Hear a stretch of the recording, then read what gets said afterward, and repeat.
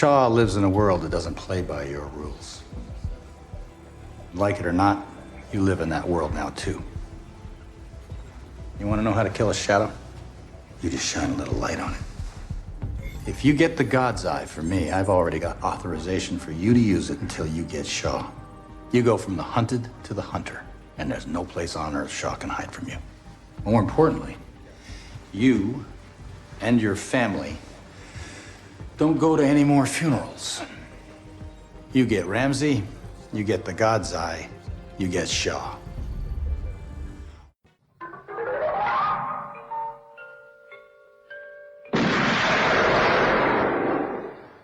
Do you expect me to talk?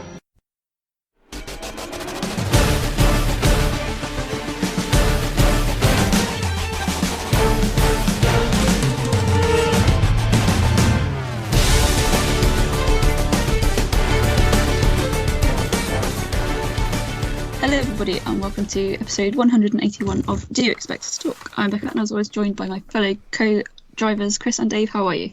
Good evening, folks. Hello everyone. I want to say something about this being not a street fight, but I don't think it was that clever. So let's move on. The street always wins, Chris. Oh yes, literally the tarmac. The tarmac will beat you. There's some cracking fucking lines and shit logic in this film. It's funny.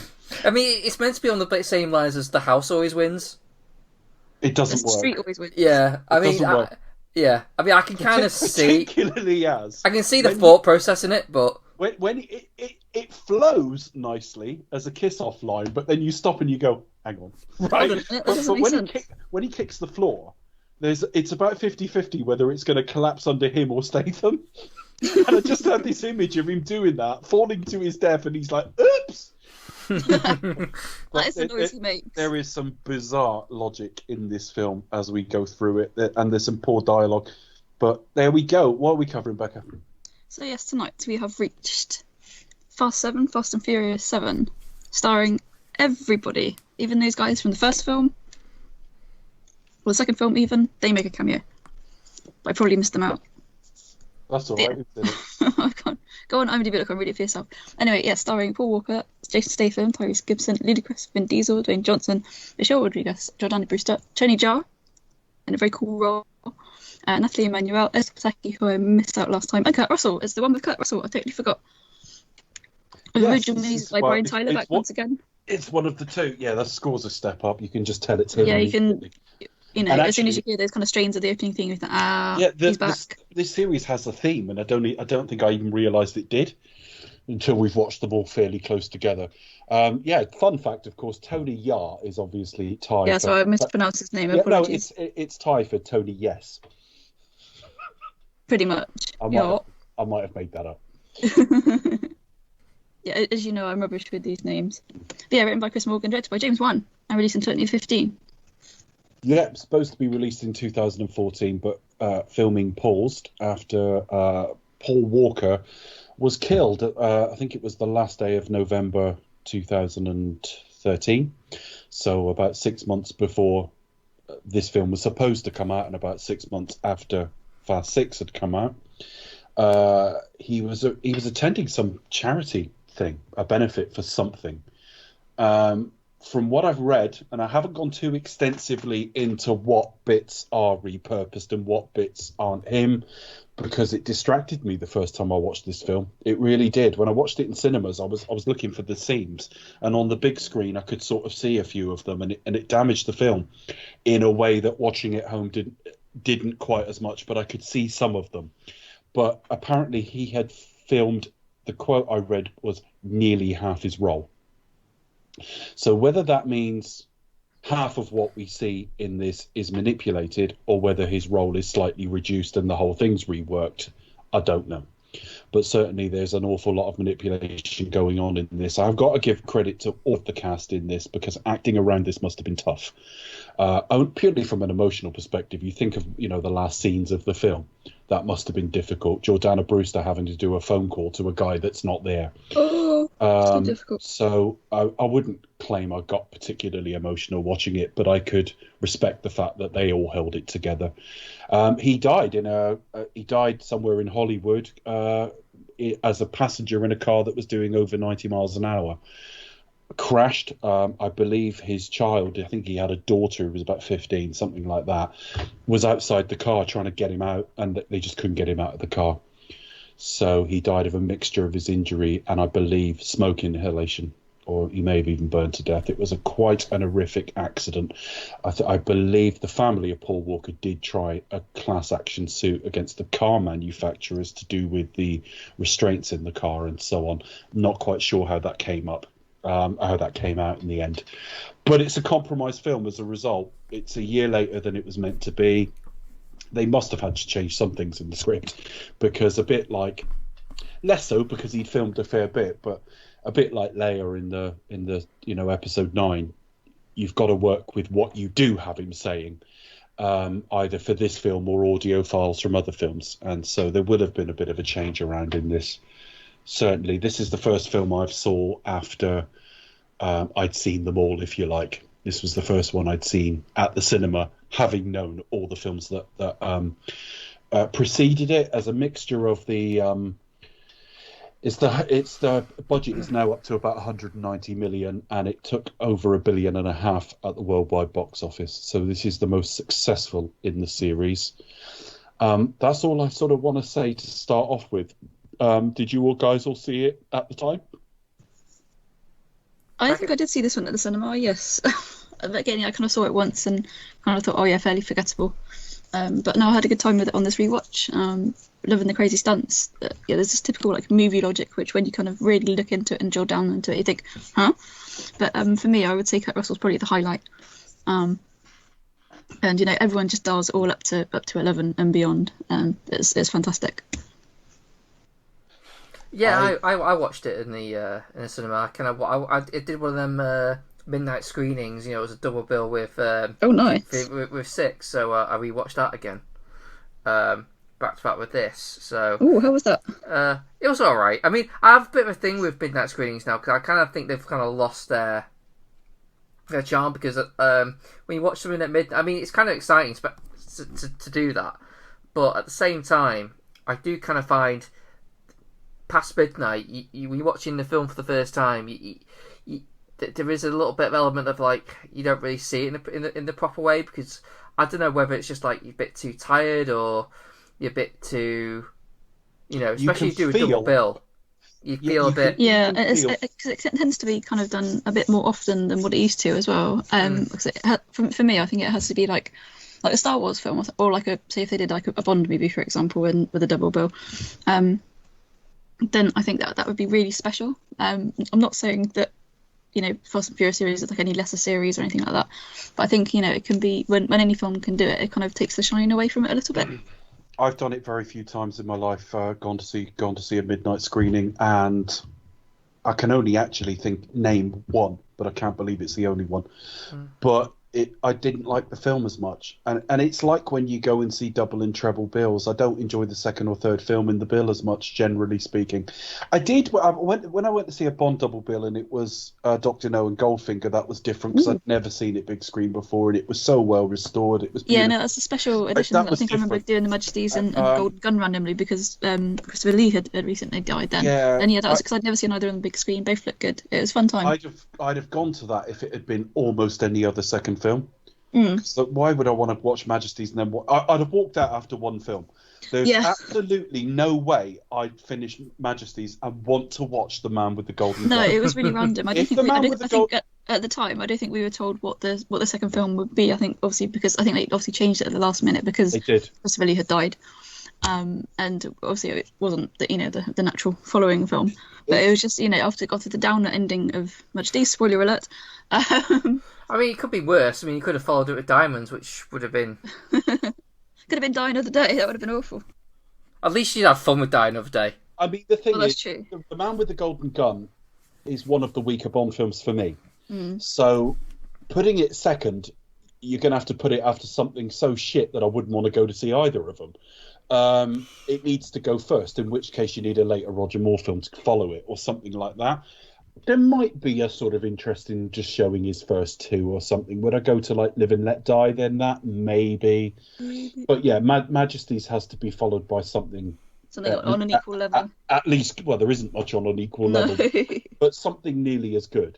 You know, I would have accepted For Your Eyes Only following it. Yeah.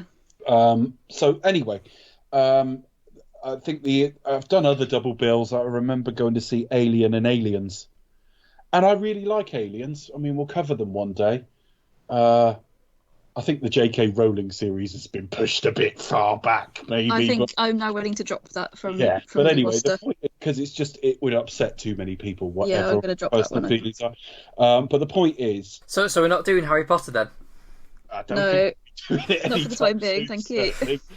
Oh, that'll be upsetting. My girlfriend and her friends are like, so are you doing Harry Potter? We listen to that. Really? I'm like, yeah. I'm like, yeah. I don't know. I've just seen too much blowback on social media to think I would offend people I like, and it's not by not like say thinking it's the best thing ever. Just by covering a work, I don't even have to get into the politics of it. I just think there are people out there today that genuinely have expressed how they feel hurt when people actually follow her work. And they've explained why. I'd see the funny thing is none of us want to do it, so it's not going to happen. No. But I wouldn't have a problem doing a Woody Allen series, and I could defend myself doing that. It's not going to happen. So You've got to be careful, haven't you, these days? Because I just think I can make a solid case for that. But then by the if by that once you're starting to hurt, I'm not going to say what I'm going to say because I'll just go down a whole new other avenue. But never mind. Yeah. You just got to be careful who you hurt. Yeah, exactly. You just got to be careful. And just for something that's just light entertainment, forget it. There's loads of series out there. It was on the list. It was on the list till this afternoon. It's not on the fucking list now. No, drop it down. But the point is, have I missed something then, or shall I not get into it? Don't get into it. Okay. Have a look around. Because the thing is, if you get into it, you may end up expressing an opinion, and let's just stay off it.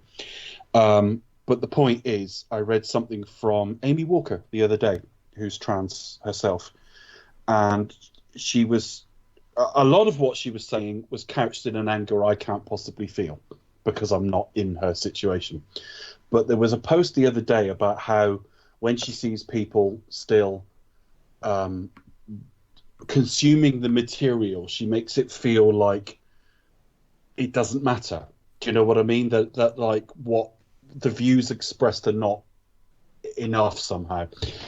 And it's a difficult one for me because I tend to disassociate artists from work. You know, Roman Polanski did most of his best work before any of that stuff ever happened. And I have no problem watching Chinatown as a result. I don't have a problem watching Woody Allen films. I really don't. And I'm quite happy to defend that to people.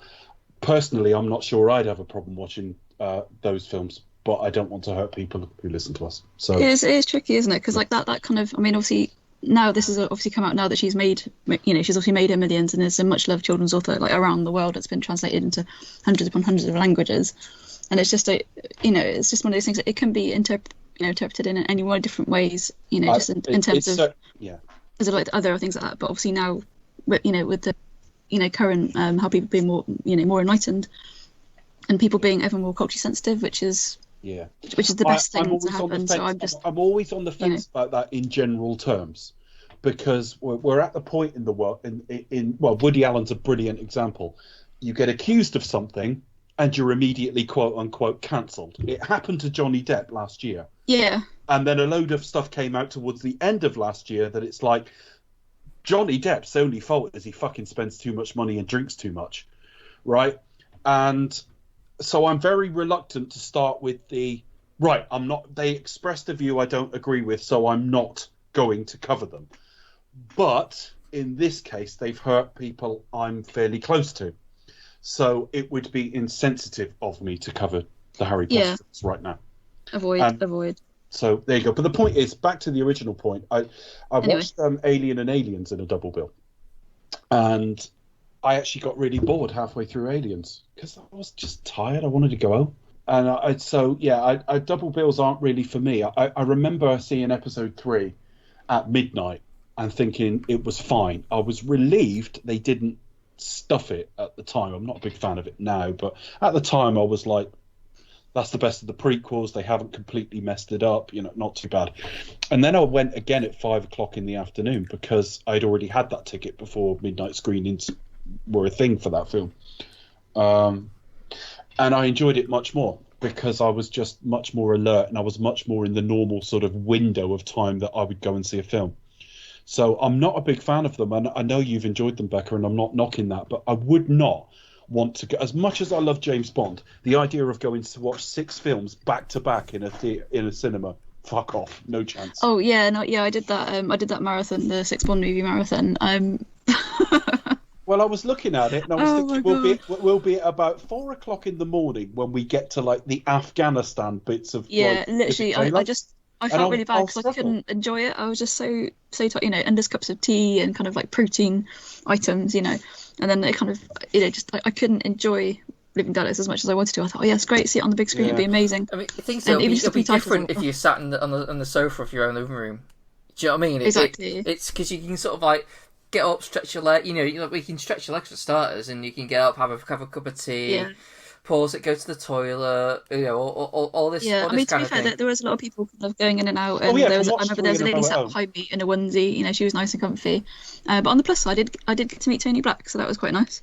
It was nice to meet him after many years of talking online. It's funny. So. Just a thought that's occurred to me that's got nothing to do with this film or James Bond, but the Alan Partridge podcast, Monkey Tennis. Oh, Monkey Tennis. Have you heard of it? It's good. It's really good. It's an Alan Partridge fan podcast. Three British guys. I've listened to a couple of episodes. I don't listen to it all the way through there, but I probably should.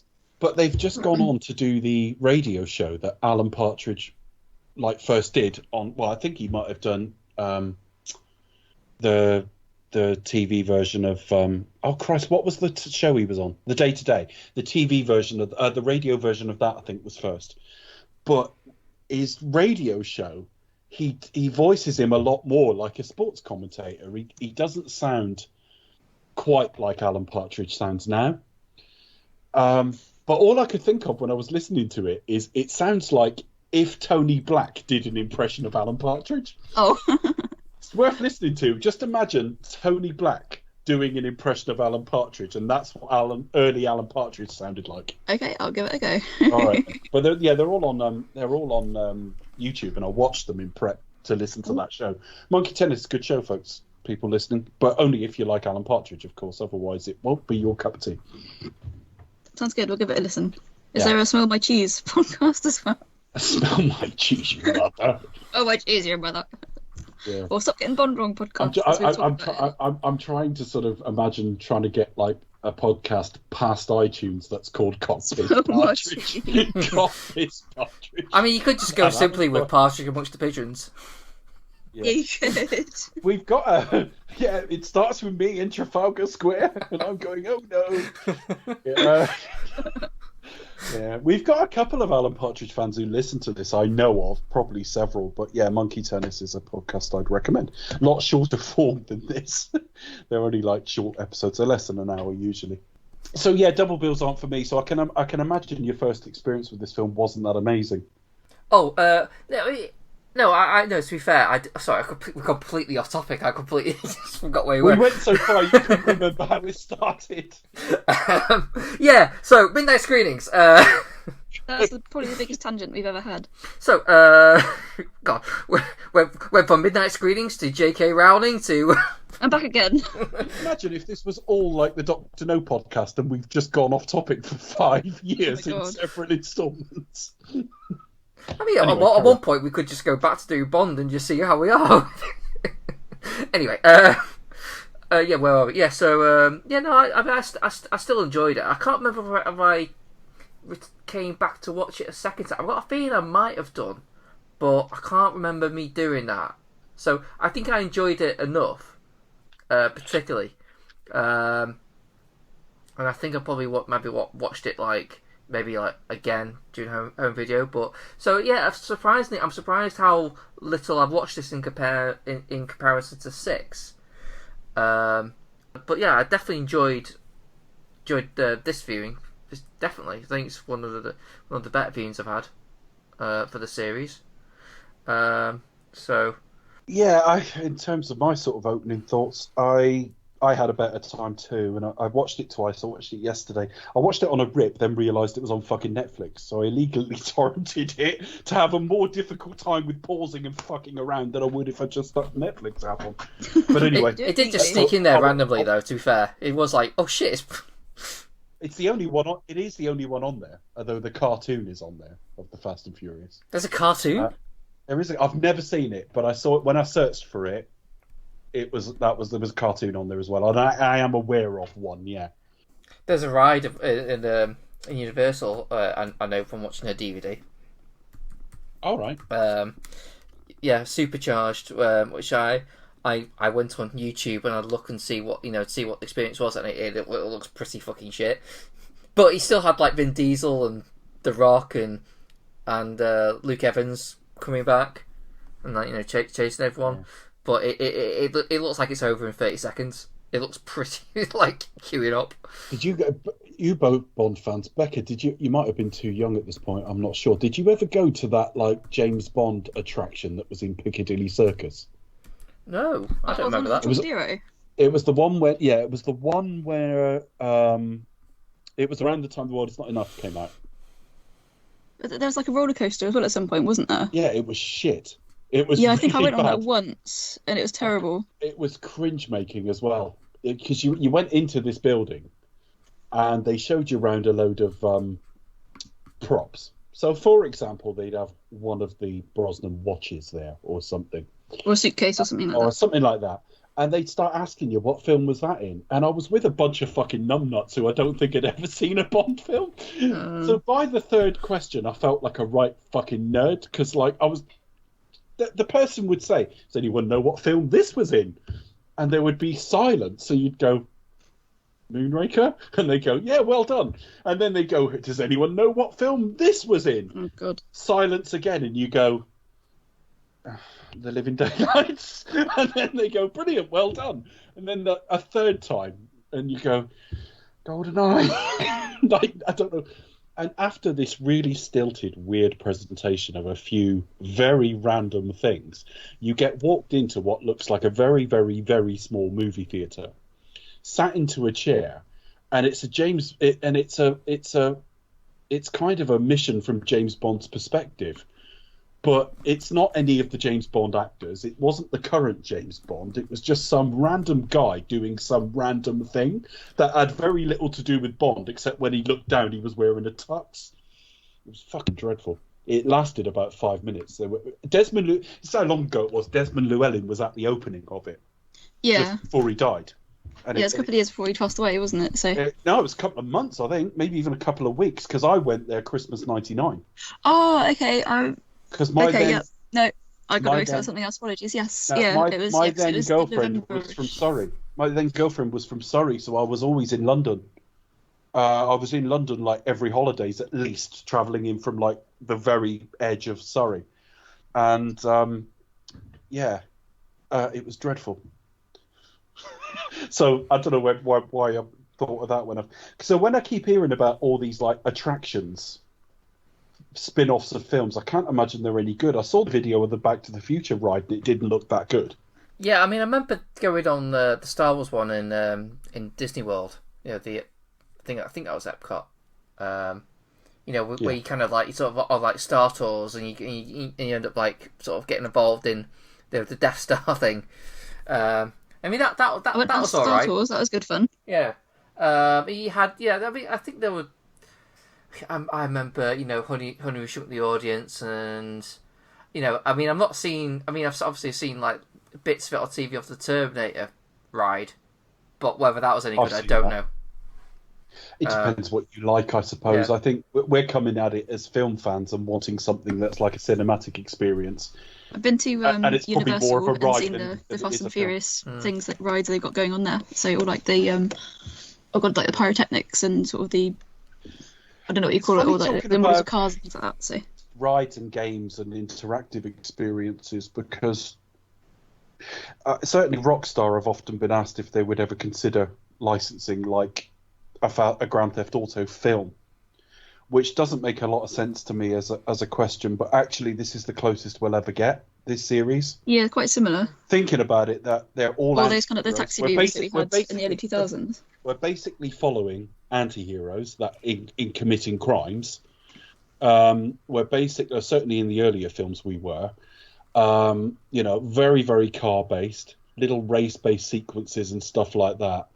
I think it's probably the closest we'll ever get. Certainly the sort of first half of this series. Yeah. I think with Grand Theft Auto, it has to be kind of like a crime saga thing, like almost like a Scarface type.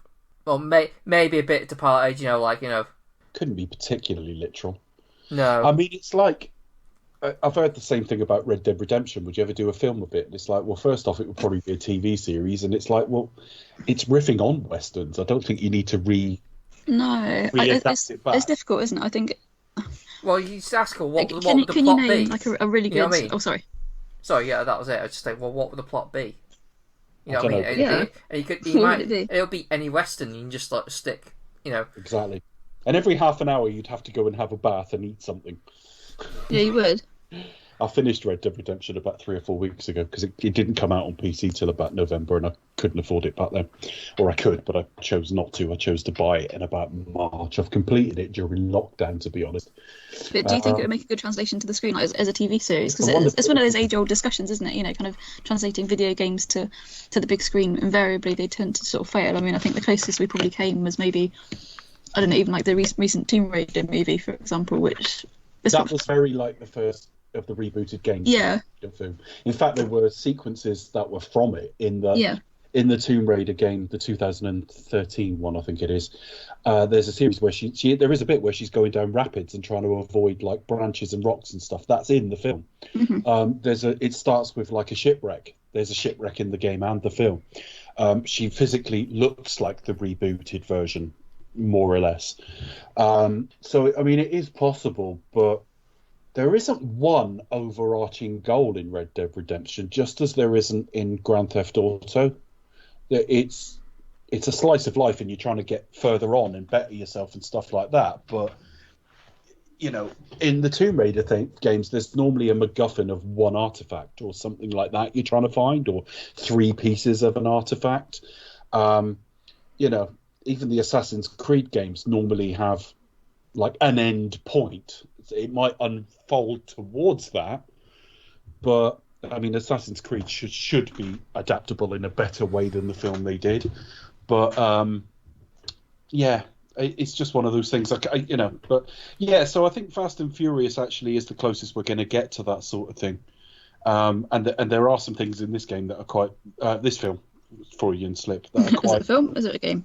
Quite video gamey, but we'll get there. As for the experience of watching it, though, it was I couldn't see as many joins today, so it didn't bother me as much.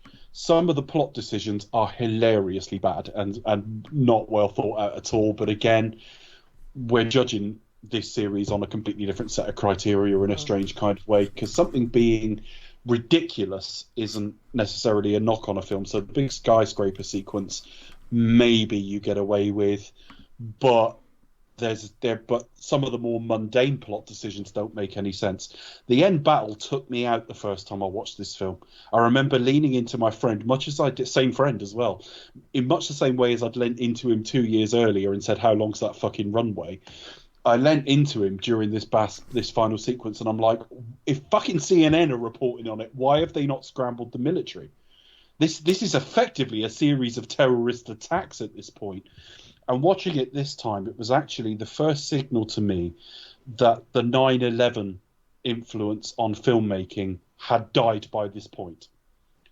Because there are scenes of carnage on buildings and stuff like that, and drones flying into things that's uncomfortably like planes flying into things that you probably wouldn't have put in a slice of light entertainment 5-10 years earlier. By 2015, I think it's fair to say 9/11's influence on cinema had died away. It's a little bit haphazard. It's a little bit too long. As always with the Fast and Furious series, my problem seemed to be with the mechanics of it, in that like that bit doesn't quite make sense and that bit doesn't quite fit with that, and I don't understand the character decision there. But actually, all the interpersonal dynamics do work very well.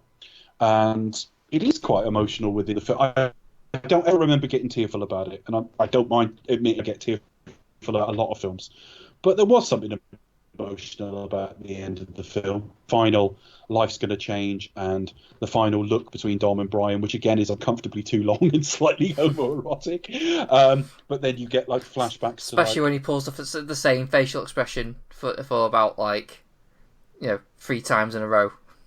Yeah, but it's what they've got because that wasn't actually shot. So yeah, I enjoyed it. I think it's a wash whether I prefer it to 6. I think 6 is slightly tighter, even though it's got a couple of dead ends in it, or one dead end actually, the prison stuff. I think, I don't know. I enjoyed it. I still think we're on a slight downswing from last week. From Fast 5. I think I'm tempted to put it slightly behind 6 as well, but I'm not 100% clear on that until we go through it. Becca? Yeah, I saw this one, obviously, at the cinema. Unfortunately, I don't think I've seen it since, but obviously I was very sad by the passing of Paul Walker. And then obviously when Khalifa, and a Charlie Puth's song, See You Again, came out, I think I was probably one of the many millions of people who watched it over and over again and made it, one of the most watched YouTube videos of all time at the time. It was very heartbreaking. Obviously, he's bit of a pin-up. So, really speaking out to that generation of fans. And it did, I wasn't just like, oh, had a little cry, shed a little tear. It was I thought sad. of you earlier, because I don't mean any offence when I say this. I just watched you earlier and I thought, I watched it earlier and I thought, I would imagine Becca might have had a I totally get that. That's fine on this occasion. So that's, I know people are like, oh, so... Yeah, but I don't mean that in a fun-making way. I just remember we watched It's a Wonderful Life one year, and you were crying at the end. Exactly. So I just thought I could imagine this getting to you a little bit. Yeah. That's such, especially something with It's a Wonderful Life, because it is that ending. It's one of the most classic in Hollywood, and just in the way it's all kind of put together. But I mean, what I'm saying is, I've seen it many, many times, as of all of us, and I stopped crying at It's a Wonderful Life years ago. Because I've just cried out on it. I cry at a lot of things. It's really not an insult, but I just remember when we referred to this is the last one with Paul Walker when he's actually alive through all of the filming last week. I could just hear it in your voice that you're going to find it a little difficult next week. And I mean, what I mentioned earlier, I had a good time. Obviously, I didn't mean I just laughed it off or whatever. But no, it is very poignant. It's always very sad. If you've got an actor that you kind of followed, or if you're a big fan of the films, definitely. And as I say, I was kind of, when I was watching this back for this podcast, I was same as you, Dave, kind of looking for the joins. But I think it was one of the quotes. I think it was Leonardo said, the previous film. Actually, no, it might have been Vin Diesel. The previous film was, it was dedicated to him, and this film was actually, because the effort that he put into it was actually from Paul Walker. I just think that's such a lovely sentiment. You've got one kind of last thing to really remember him by, because obviously it affected the cast and crew as well, because you do become like a family if you're making a film over a number of years. The directors kind of come and go, various cast members come and go, but you do kind of form a family when you're making it. And it's, if you weren't touched by that, then basically you've got a heart of stone, quite frankly. Yeah, I mean, what I was just going to add to that is the dynamic clearly changes in the weeks that follow. We'll see it next week. I'll find some articles on the whole thing around the atmosphere. Now, that could be how long they've been together. That could be a change in someone's behaviour. It could just be the chemistry's changed with no Paul Walker there. You just really don't know. But at this stage, you bought into this being quite a tight crew, and they do have chemistry. So yeah, it moved me, but at no point did I ever feel like I was choking up or anything. The first time I watched it, I was going in a little bit. It was all a bit like watching the Leia scenes in episode 9. It was all a little bit like trying to watch the joins, finding it a bit forced. Knowing you're watching a compromised product, even though they took longer, and it affected me the first time. But obviously, all these years on, a lot less so, and it is one of the better films in the series. Yeah, definitely. I think it's probably ignoring the stuff with Paul Walker and the tragedy of that and what they had to do to work around it. I think from the get, it's probably the most comfortable and ambitious at what it wants to do. I mean, obviously after 5 and moving on to 6, they thought, right, we're doing into this more kind of like action, espionage kind of thing. So we're going to be a bit more like adventurous. We're going to just allow ourselves to be more, like more silly more in that. More globe-trotting as well. Yeah, and it's a lot more fun for it. One of the other benefits that I thought was like the adage of Kurt Russell, because anything with Kurt Russell just makes it better.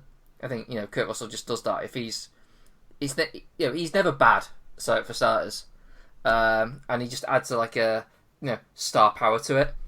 I actually think Statham's actually pretty decent in it as well. Again for almost for the same reason. He just adds it's the first time. I mean, yes, we had a better villain last time round, but this time round we have like a similar a villain that's like actually a threat, but also like a bit of star power. Jason Statham.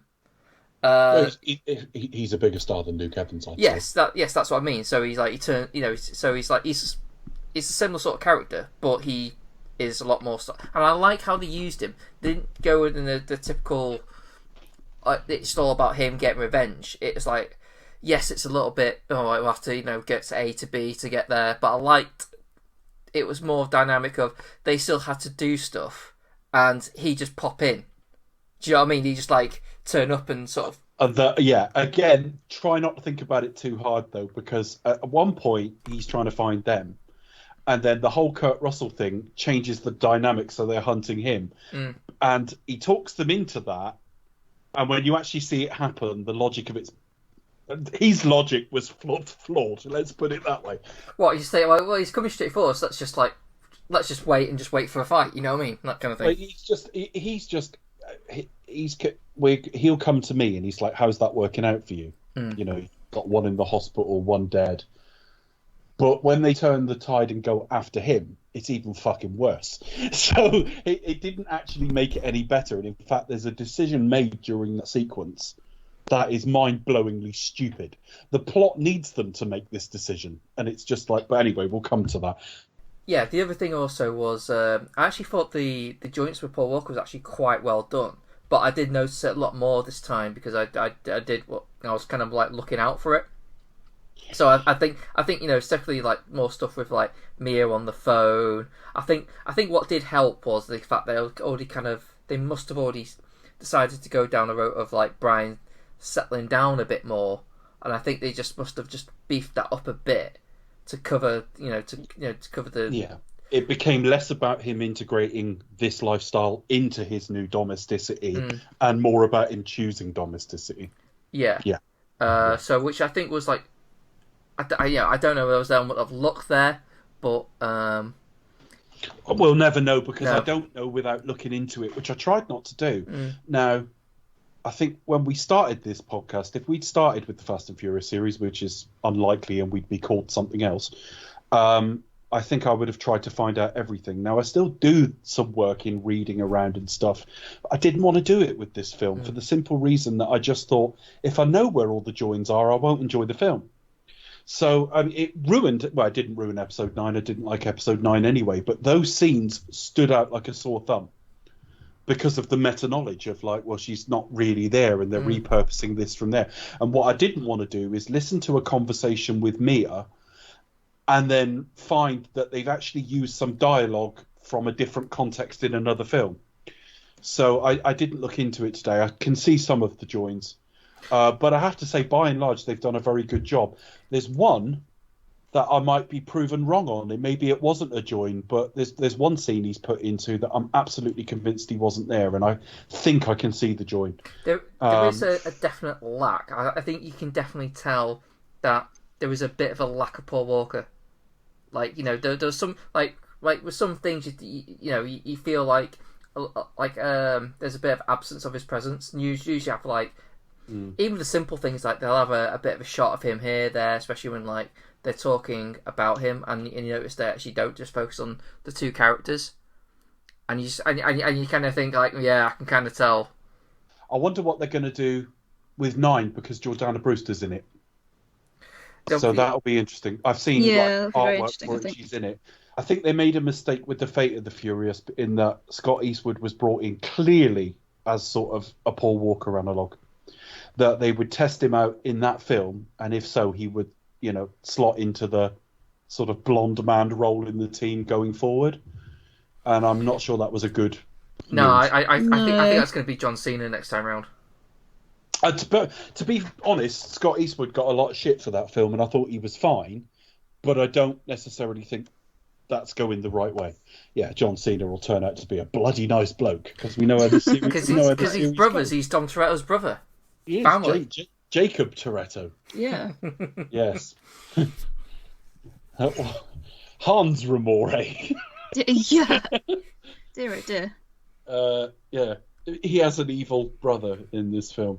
And I bet it turns out not to be so evil, and then they go and get Charlize Theron together. Yeah, Charlize Theron.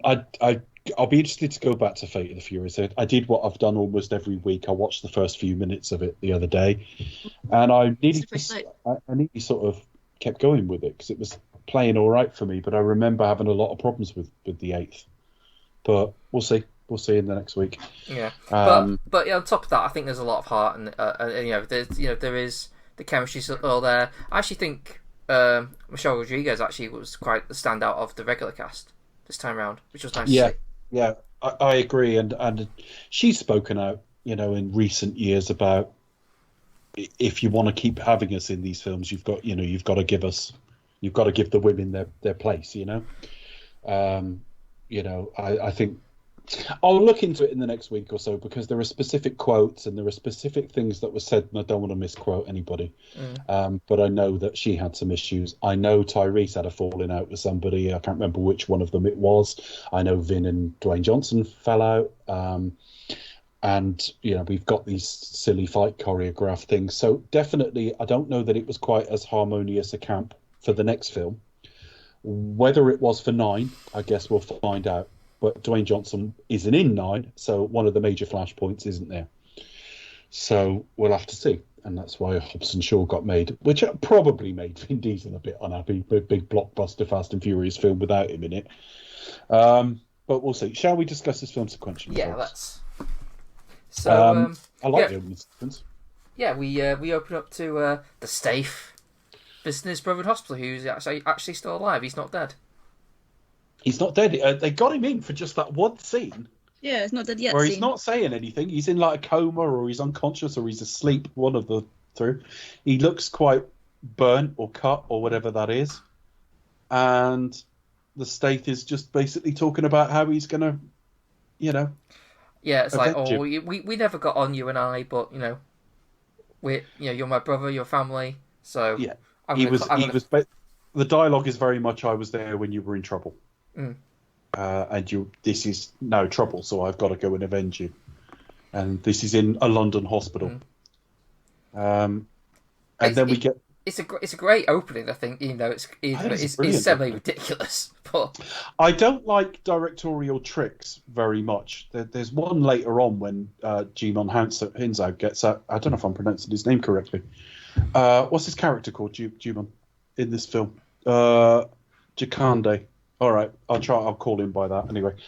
He gets out of a car, and it's just it's really Michael Bay because he did get out of a car very similarly in The Island, but it suddenly does this sort of stroby weird effect with the sort of shutter speed on the camera, and it just looks shit. I've always hated that sort of stuff. It draws attention. It's fucking brilliant here because it's perfectly in time with the music, and it gets you through the scene that bit quicker. It just shows you he's gone in and caused chaos. Yeah. When he walks out of the room, I don't know how they expect him. I've got to switch my brain off with these films, haven't I? I don't know how they expect him to care for his brother when he's fucked the hospital up. Well, he's left the machines working, hasn't he? He's just like there's just lots of bullet holes in the corridor. He's throwing hand grenades in the reception area and stuff. Yeah, I did think it's cool. It works. By the way, in a couple of films now, he'll be a good guy. And the opening shot and the opening scene is him like destroying a hospital and murdering like loads of cops.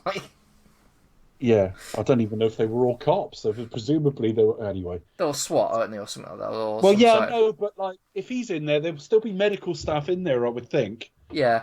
Next week he'll become a bloody nice bloke eventually. It's just funny. Bloody nice bloke. But but for a bad guy entrance, it is like I thought it's quite good. If they prove to have honor, then it doesn't matter what they did. That's basically the rule. At the moment, he killed Han, but we're coming. Well, not even yet, but we're getting to it because this does the old Bourne film of the epilogue of the last film is a couple of scenes into this one. Right, so he comes out of the hospital. Then what? Then we get cut straight to Dom and Letty, and they're like driving to Race Wars. They're driving out to Race Wars, and which is like a flashback to the first film. Yeah, we get a reminder she doesn't really remember any of it. Because she said, yeah. She asked if they've ever been, and he said we invented it. And I liked. I mean, it's a bit of an obvious conclusion, but I think at this point you kind of forget. Oh yeah, she wouldn't still remember stuff, would she? Because you'd almost like expect everything to be like back to normal almost. And I like how they actually developed. But no, Letty doesn't remember. There'll be issues here. I like how they explored it. Yeah, they did. I mean, and it's just... I think this is part of the therapy as well. He's trying to take her to places she knew, excelled at, they both enjoyed. They probably bonded and fell in love on all these sort of things. So we immediately, arrived to panning of fit women dancing again, which is just basically how this film is.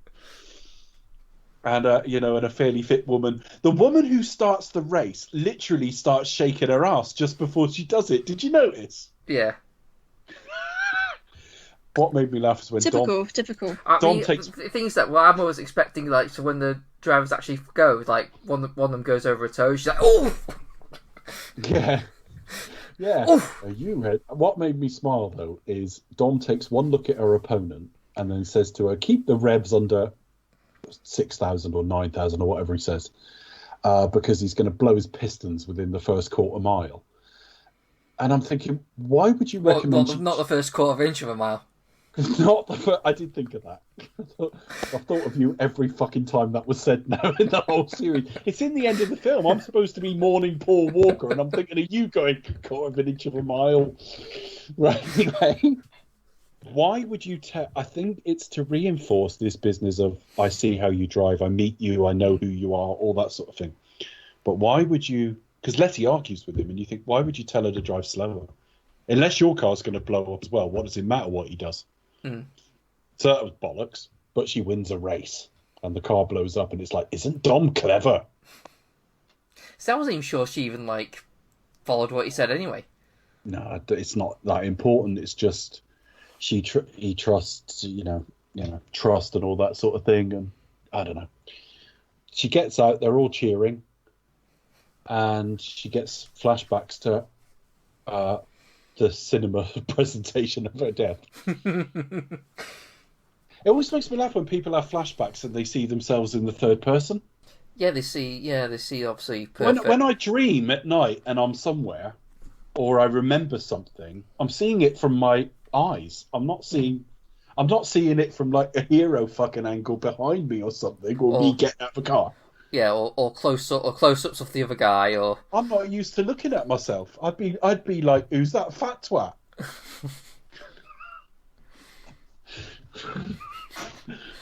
I go, I look like shit there. Fucking Christ, I've never seen myself from that angle. Fucking hell. Yeah. God, look at that chin. Yeah. Anyway, so she punches some guy I recognise. He might have been in an earlier film, or he might have... he was in the Race Wars in the... He's an actor who's like been in like other stuff. He's always like... I feel like I've seen him in like NYPD Blue or something like that. I'm not quite sure what he was in. And she drives off in the car. She's having this flashback. She's really hurt. Yeah, she does one. And he finds her at the cemetery where her grave is. Yeah. And this is a soap opera, isn't it, now? She's at her own... I'm enjoying it. I'm enjoying it. It. Yeah, but it is becoming really soapy. It's like... it does make sense, like, and I need to find out who I am, because there's a level of disconnect. Dom goes to smash it with the Yeah. sledgehammer. She's the headstone. This is, and she says no, because I did kind of die there, really, because I don't know who that woman was. Again, it's falling into the trap, this series, of every line of dialogue being meaningful. You know what I mean? But it's quite good. But yeah, she disappears off. And then I think we cut to Brian. Yeah, I mean, but I think before that we had Brian. He had a nice little cycle where he's like revving up and he's actually just... Yeah, no, that's what I'm getting at. Yeah. We see his eyes and him pressing the gas, and he goes forward about 3 feet to park up with his kid in like a minivan. That was funny. I saw it coming. I genuinely laughed at that scene. I saw it coming, but it was funny. He's a dad. Jack is now Jack the boy is now a toddler. He's going to some kind of school. I don't know if it's proper school or whatever the equivalent of nursery school is over there, but he's not the baby he was at the end of the 6. So some time has passed, and this will play into my issues next week with you know where I'm going, Elena. Yes. Right? Yeah. Next week we're going to find what's the deal with Elena, but we'll get there next week. They pulled that out of their ass for the 8th film, and it doesn't make any sense. That means the epilogue in part 6 was like years later. Dominic Toretto. That was years after the main plot. That is what he sounds like.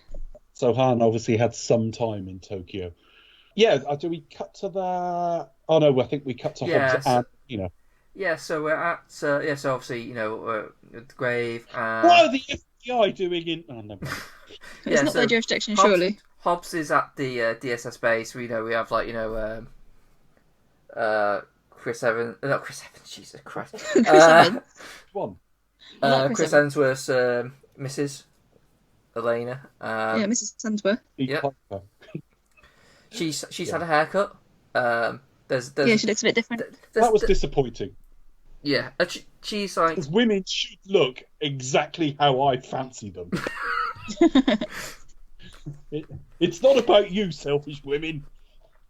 I mean, to be honest, I was getting a little bit like, oh, she might actually die here, because there was this element of like of her like leaving for a new job. You know, Hobbs was giving her a recommendation. Retirement trick, isn't it? Yeah, I kind of got that sense of peril as well. And there was that kind of like, you think, oh, I think, you know, because obviously, and she's quite an expendable character as well.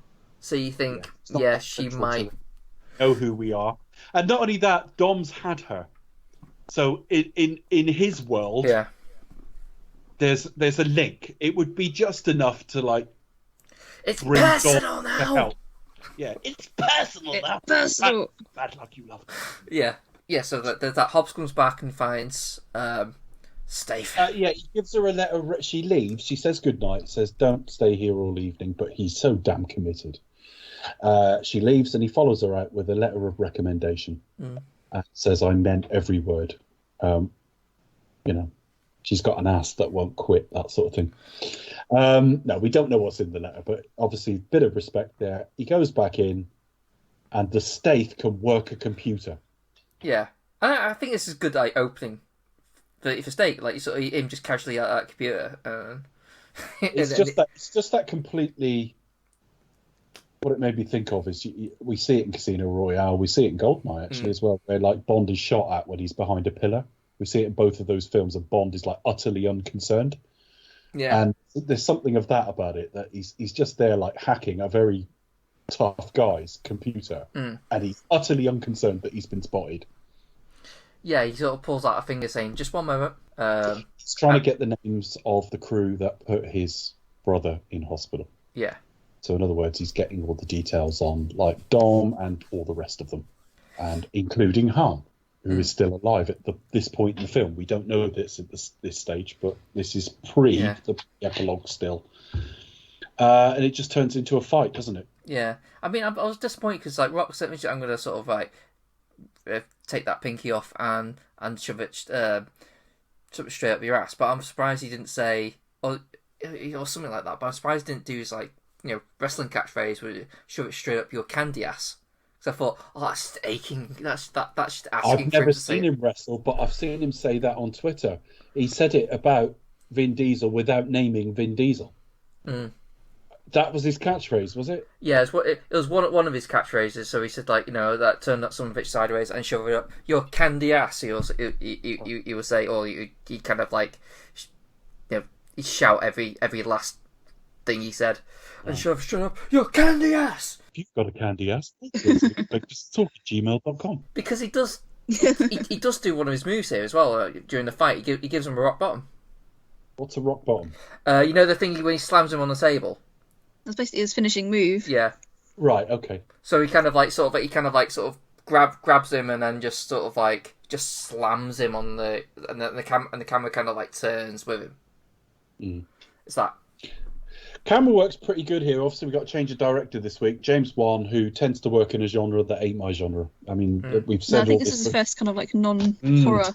Well, I saw the first 3 Saw films, and then I was heartily fucking sick of the whole thing. I can watch horror. I can enjoy horror. Let's make that clear. We'll cover 1 or 2 horror series, not that many, because Becca's not that keen either. It's fine. We'll cover Alien one it. day, etc. I'm just a big wuss. Well, I'm not wildly into it because I just don't get the point. It's a genre fundamentally I don't think I get most of the time. So James Wan's not my thing. I watched the first Saw, thought it was quite inventive. Watched the second Saw, thought it was almost more inventive because of the twist with it. And by the third one, I was just like, I'm really fucking bored of this whole concept. I think by that point it was merely a producer anyway. That Saw series, yeah, that was a nail in the coffin. I think I got as far as you, Dave, and I thought, no more.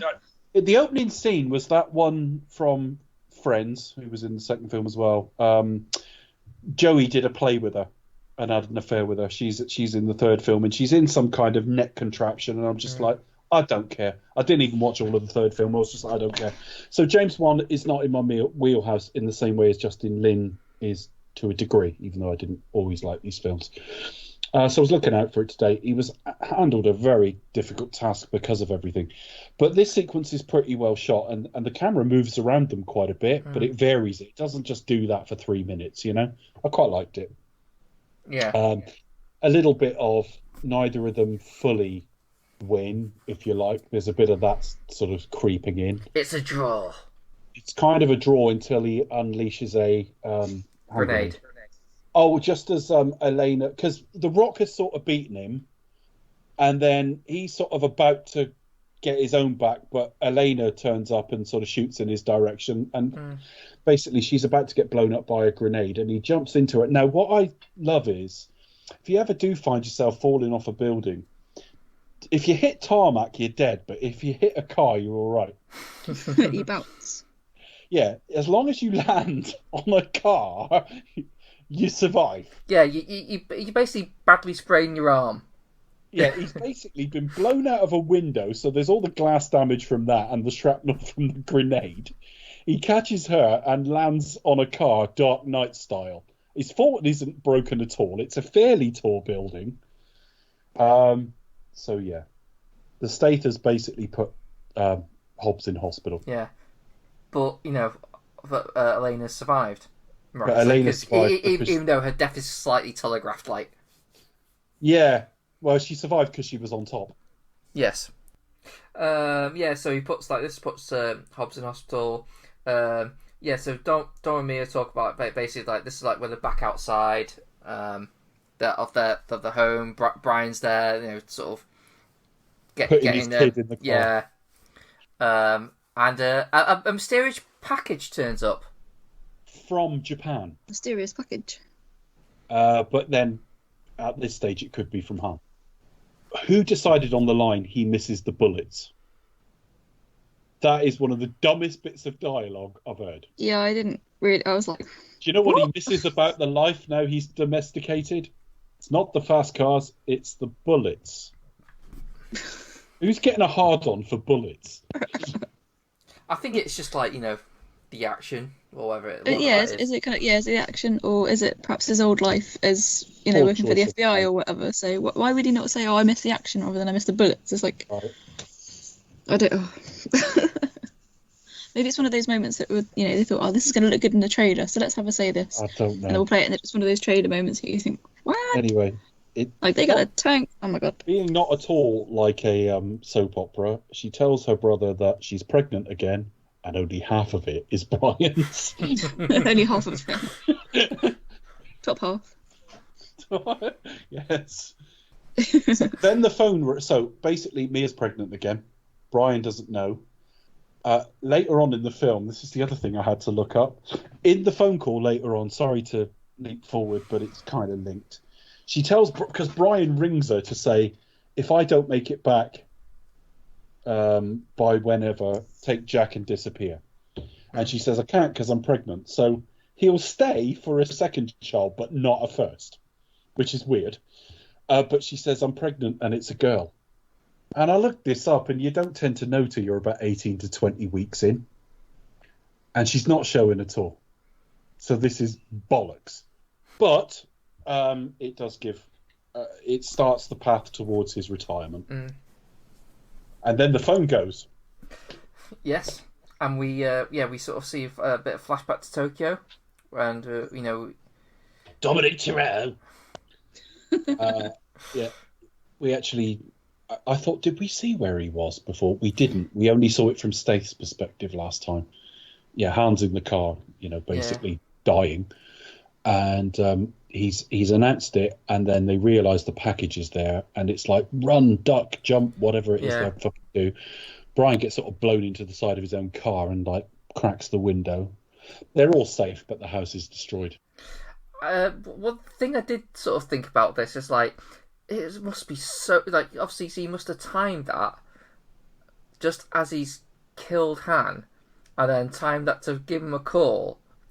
Yeah. I mean, either like, sort of, Statham must be like, oh shit, I really sort of like mistimed that.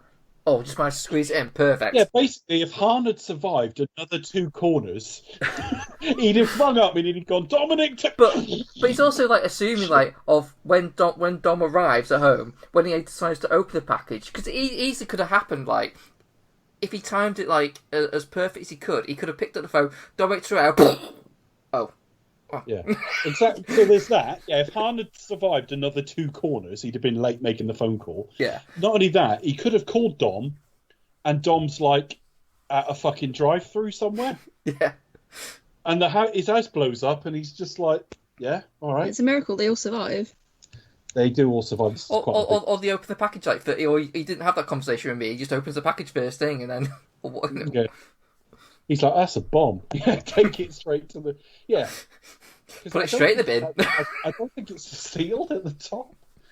Anyway, so yeah, but it's all right. But yeah, their house has been blown up. Thankfully, Vin continues to have, well, all of them continue to have a reasonable selection of clothes available to them for the rest of the film. Dom goes to see Hobbs, doesn't he? Yeah, he goes to the hospital. I think that's where he meets Mrs. Hemsworth, and I think. If we're being like, I think this is probably at this point because he wasn't obviously, Letty's just gone off, so that's. He's not knobbed her here. He hasn't. You don't know. I mean. Oh fucking hell, folks! Right, right, spoiler alert. We're gonna spoil it now. Sorry, Becca. Sorry, everybody.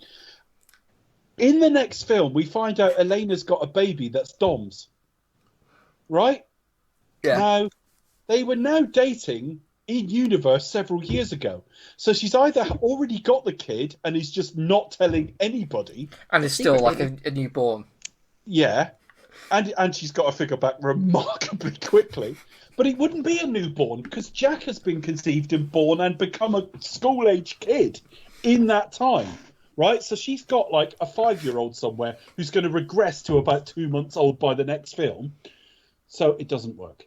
It just doesn't work. We're assuming the next film kind of implies she had a kid after they got together in Rio and split up. She kept it from him, but the baby is a baby. There's a scene with the baby and Statham in the next film. This kid is about 6 months old, probably.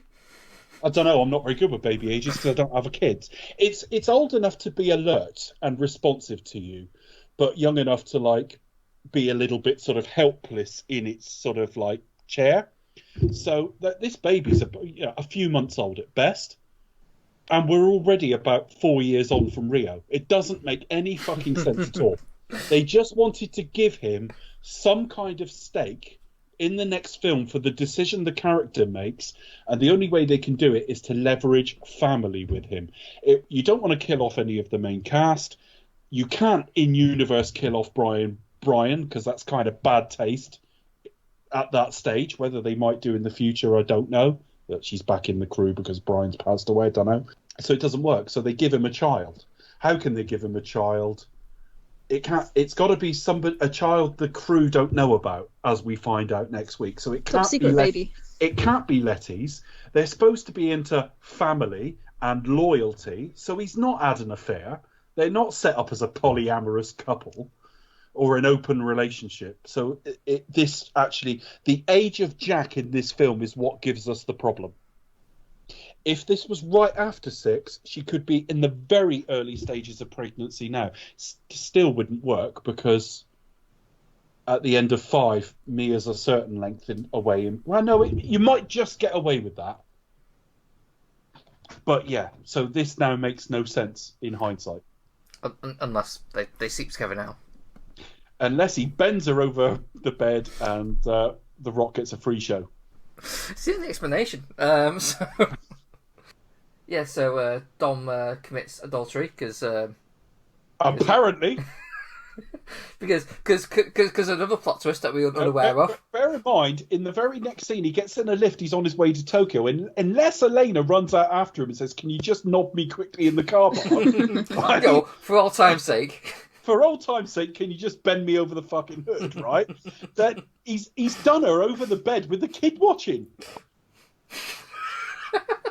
Anyway. So he visits Hobbs. Hobbs gives him the lowdown of, like, he tells you that, Owen Shaw had a brother, it's Deckard Shaw. Yeah. And he was like special ops or something. Yeah. And his first advice is like, stand down. I was like, what? Just let him come and get me?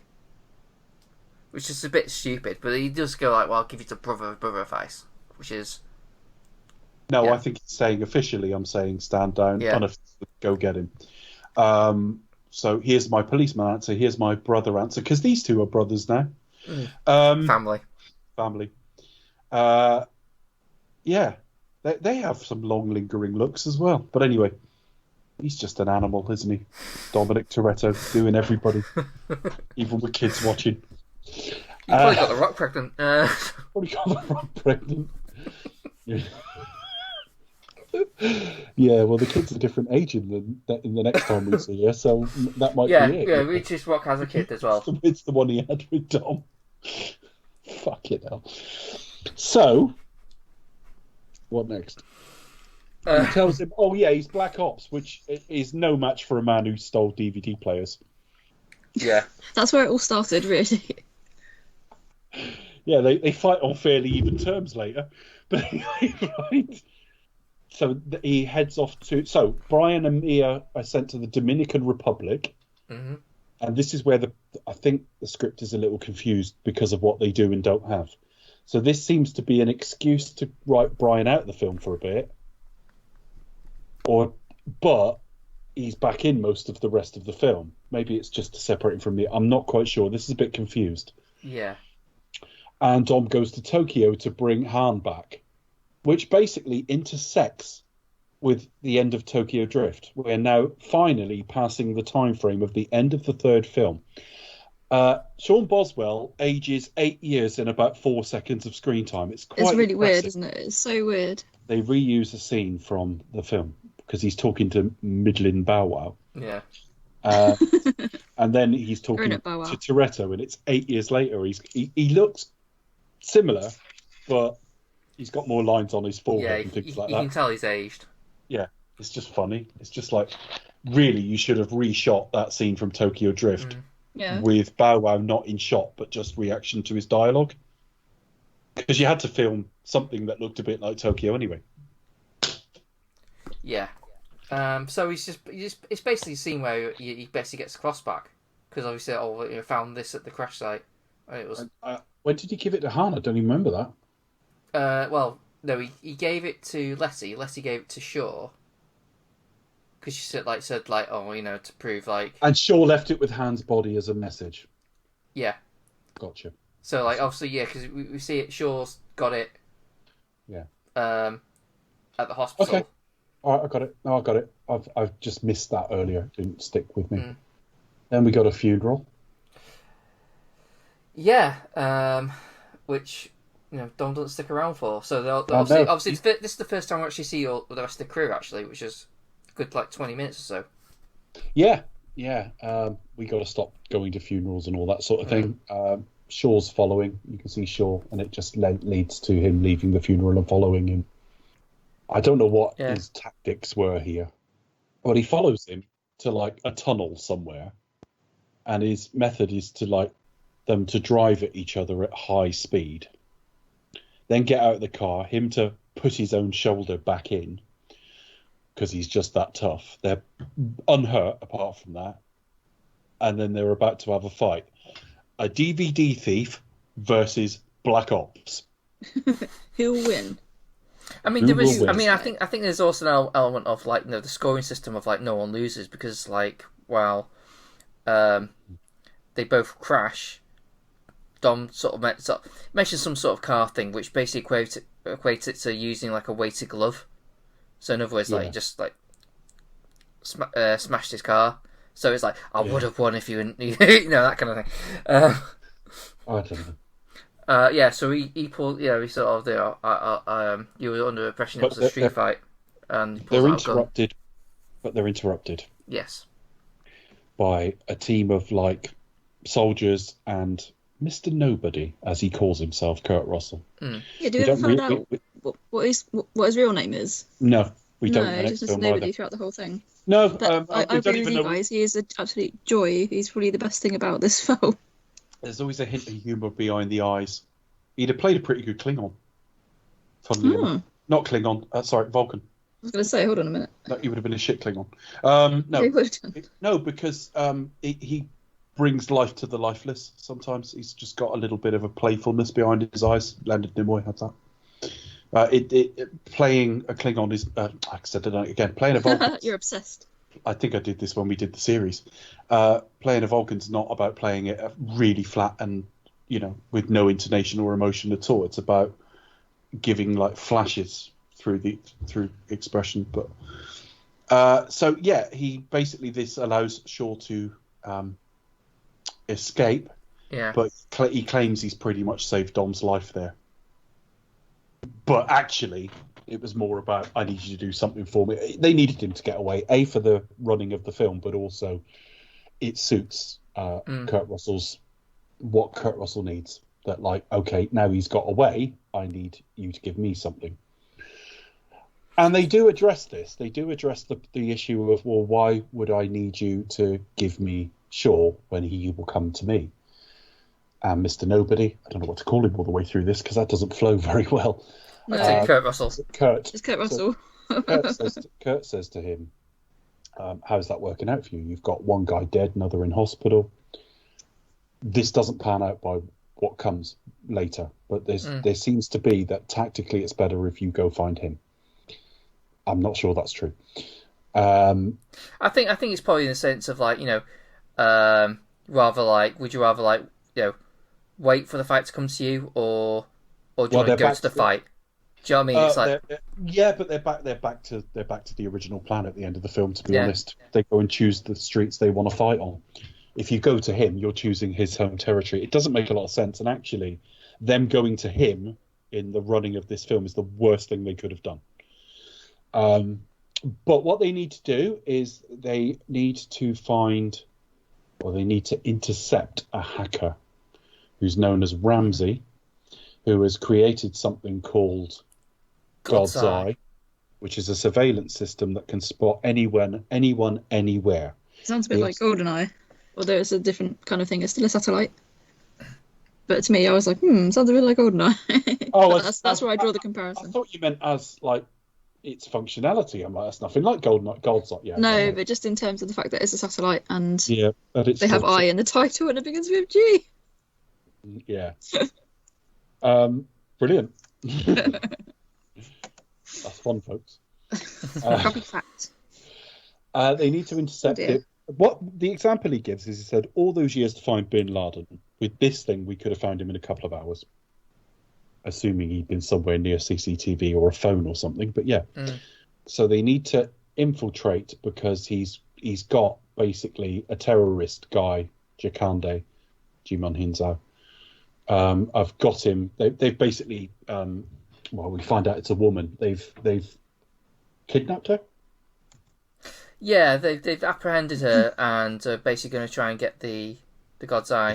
Yeah, and they're going to be on some mountain pass. I can't remember what country that's in. What country is the mountain pass in? Oh, It really matters. Azerbaijan. No. It might be, you know. Although I always think of Eddie Izzard when, like, Azerbaijan gets mentioned. Maybe it's not Azerbaijan. One of them is. It is. It's the Caucasus. Quickly Google it. It is Azerbaijan. I've got it in front of me now. Uh-huh. So they've got to infiltrate. That's a good guess, wouldn't it? Infiltrate this convoy. Convoy. And Kurt thinks I need someone who's nicked DVD players. It all started for a little tiny, you know. He's brought all of his crew there, so all the crew turn up, including Brian. And they're sort of stand in and do their sort of planning what the mission is. Yeah. And Tyrese gets all mouthy as usual and decides to hit the most dangerous part of the road. And then everyone goes, yeah, that's a good idea. And he's like, see, I told you. Yeah. And then it's like, yeah, but how do we get there? I don't know, Tej? I know how to do it. Right, brilliant. So, the plan is... Okay. If you told me this after the first film, but this is going to run for a series, you know, and in the 7th film, what they're going to do is back off a plane... In a car. In their cars and parachute down. Controlled by GPS. I did kind of wonder, and then they were like, oh yeah, it's controlled by GPS. And I was like, well, how can you... guaranteed landing on 4 wheels, you know? Levels the cars out nicely. Amazing stunt. And for some reason, it doesn't work for Tyrese, but that's purely for like comedy reasons. Comedy reasons. Yeah, which is kind of like... He comes good later on. Which is kind of a bit unfair, because he's saying, no, I don't want to do it. And then like they make him do it. And then... Yeah, it's his plan, and then when he's like not landing it, they're like, oh, never mind. So he's clearly don't need it. It's alright, it's fine. But what's more is like, you know, obviously because he's there spinning around. What if he actually ended up crashing into something and dying? They would have gone like, I know. Oh well. Yeah, but at least he died in an amusing fashion. So they carefully land. He died the way he would have wanted, making us giggle for a bit. The problem is, he doesn't want to back off the plane. The whole point is a bit like a human jumping out of a plane. You're supposed to jump out, free fall till a certain height, then open your chute. Yeah. But because he didn't want to jump out, Tej has remotely deployed his chute, so his chute is open at the height of the plane. That's why it's gone wrong. So fundamentally, Tej has pitched him into a really, really unsafe fall. And also, he should be landing miles later because he's just been falling really gently for several minutes. This isn't well thought through. But I kind of like the balls of the filmmakers coming up with this and then doing it. Do you know what I mean? Instead of going, don't be fucking stupid, they've gone, all right. Once they hit the ground, it's actually all right. Yeah. It's just a straightforward chase with like a bus that's protected by a load of cars. And they've got to sort of work together to get the back of the car off and get Brian onto it. And because they went, hang on a minute, there's a martial arts expert on there, which is the most wiry built of us. Right, Brian, you're up. Yeah, there's obviously there's like quite, you know, sort of specialized like sort of armory, things like that. So it's got like side cannons and things like that. It's quite heavily armored. Yeah, it is. We don't know it's got side cannons to start with, I don't think, until it starts shooting. Yeah, it's quite a fun sequence actually. It is a really fun sequence, and obviously Brian has to fight Tony. Yes, it's all right. It's more than all right. It's actually really quite good, and it's well cut together. And we basically find Ramsey, and Ramsey is just an ordinary sort of young lady in her 20s. That girl from Hollyoaks. I've never seen. Well, I haven't seen Oh god, Hollyoaks. yeah, she was in Hollyoaks, wasn't she? I haven't seen. I saw Hollyoaks once Oh, when I dear. was at university in the '90s, and it was like the acting was so fucking bad. I stopped immediately. But it wasn't the younger actors in it. It was one of the like parents or something. Some guy delivered some lines, and I went. Somebody said, "Fine, check the gate," and accepted that take. Also, my Leslie's also here as well because he does bring in, which kind of like which I thought undermined like, all right, well Leslie's gone off to find herself, and then next time we see her, she's brought back like 10 minutes. Narrative dead end. Narrative dead end. I mean, you could have had her traumatized in exactly the same way at the race, and just asking Dom for patience as it's something she needs to work through. I will add though that I think there was those deleted scenes in the Blu-ray, and it does explore that a bit more, where she does get a memory. She goes back to where she was found, and she has a few memory flashbacks, and you kind of like there's a scene where Giselle actually one who brings her into A&E in the hospital. Yes, I heard about that. I did hear about that. So there is but that ended up being cut out. So I think there was intention, but I think for whatever reason, the problem is with what we're left with, you end up it sounds like possibly mistakenly looking at the situation with Paul Walker and think there's a tension between 2 or 3 different cuts of this film and trying to integrate what you needed to use because you want the character there. Because I don't see any joins in this sequence. I hazard a guess Paul Walker filmed all of this. I might be wrong. I might be wrong on anything because the effects were done by Weta. They went to Weta to do the Paul Walker stuff. I don't know if they did the whole film, but they certainly did that. It depends on what they filmed and when. I mean, like they could. I mean, I imagine there'll be certain times where they go back and reshoot scenes, and they'll be like, "Well, we've got some things with Paul Walker, so we just use that." And we got the stuff of him on the bus. So that's not only that, some of the things on the bus wouldn't have been shot at the same time as the car bits, and you just don't know. But what I'm saying is, I saw some joins in this film. I didn't see any here. And if he shot nearly half, it's possible to say this was in the half they shot. But you don't know whether there were pickup shots later. I don't know.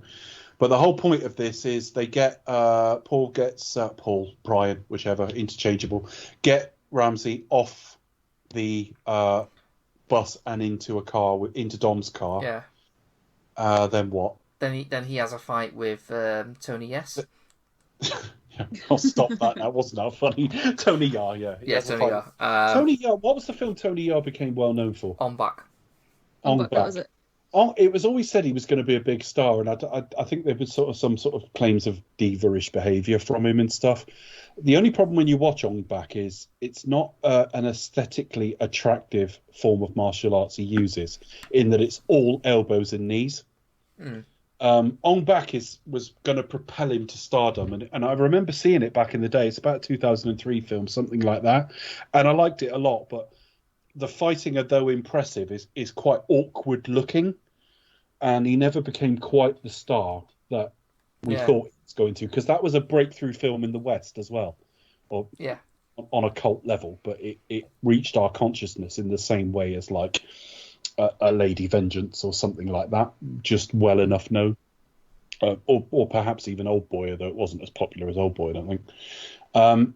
So when he turned up in this, I was a little bit surprised, and he's actually used quite sparingly in it. He's got 2 major sequences, both with Paul Walker. This is the first. And it sort of adds a bit. Obviously, it sets up like a little bit of rivalry because obviously, like he won the fight this time round, like too slow. Yeah. And then Paul Actor does a impressive stunt with. Well, it's in the trailer, so it's a bit ridiculous, but it's quite fucking hell. How'd you get out of that? With the what was that? with the actual armored like bus just hanging off a cliff, and he has to get out. Yes. I can't see those sorts of things without thinking of the Italian Job. He has to run up the bus as it's starting to fall off the cliff and jump the edge, and Letty gets there in time, spins the car around. They've all got split-second timing, and catches like the rear spoiler. But it is actually really well done. You do kind of find yourself holding your breath for it. And then Dom finds himself at the edge of a cliff, surrounded by cars. Well, we first have because he gets Riley, and then Shaw shows up. Yeah, that's it. Shaw shows up. Shaw's like tracking them everywhere, Yeah. so he follows them. But he's nothing at this stage. We don't think he's anything to do with the terrorists. No, I But don't. Yeah. He's just But showing he up. will be. Yeah. He spots that they've got a beef with Toretto's crew, and then partners up with them. And this is where actually Roman does. He turns up and saves Dom by turning up and bashing Bashing the bishop. Deckard out the way. Out the way. Deckard Shaw out the way. And I like how instantly Deckard Shaw just like gets up and sets up his sniper rifle and just goes on a run to get in position. Like there's just absolutely no nonsense with him. He's just sense. like, committed, focused, just like right. What do you think of this section, Becca? Yeah, obviously it's very significant, like towards the end of the film.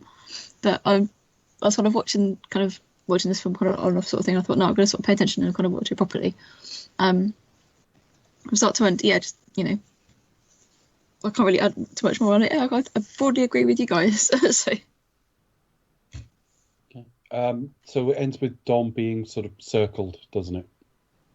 Yeah. And they are really pushing it on timings, but also the indestructibility of these people now. This is some fucking crash, isn't it? Epic.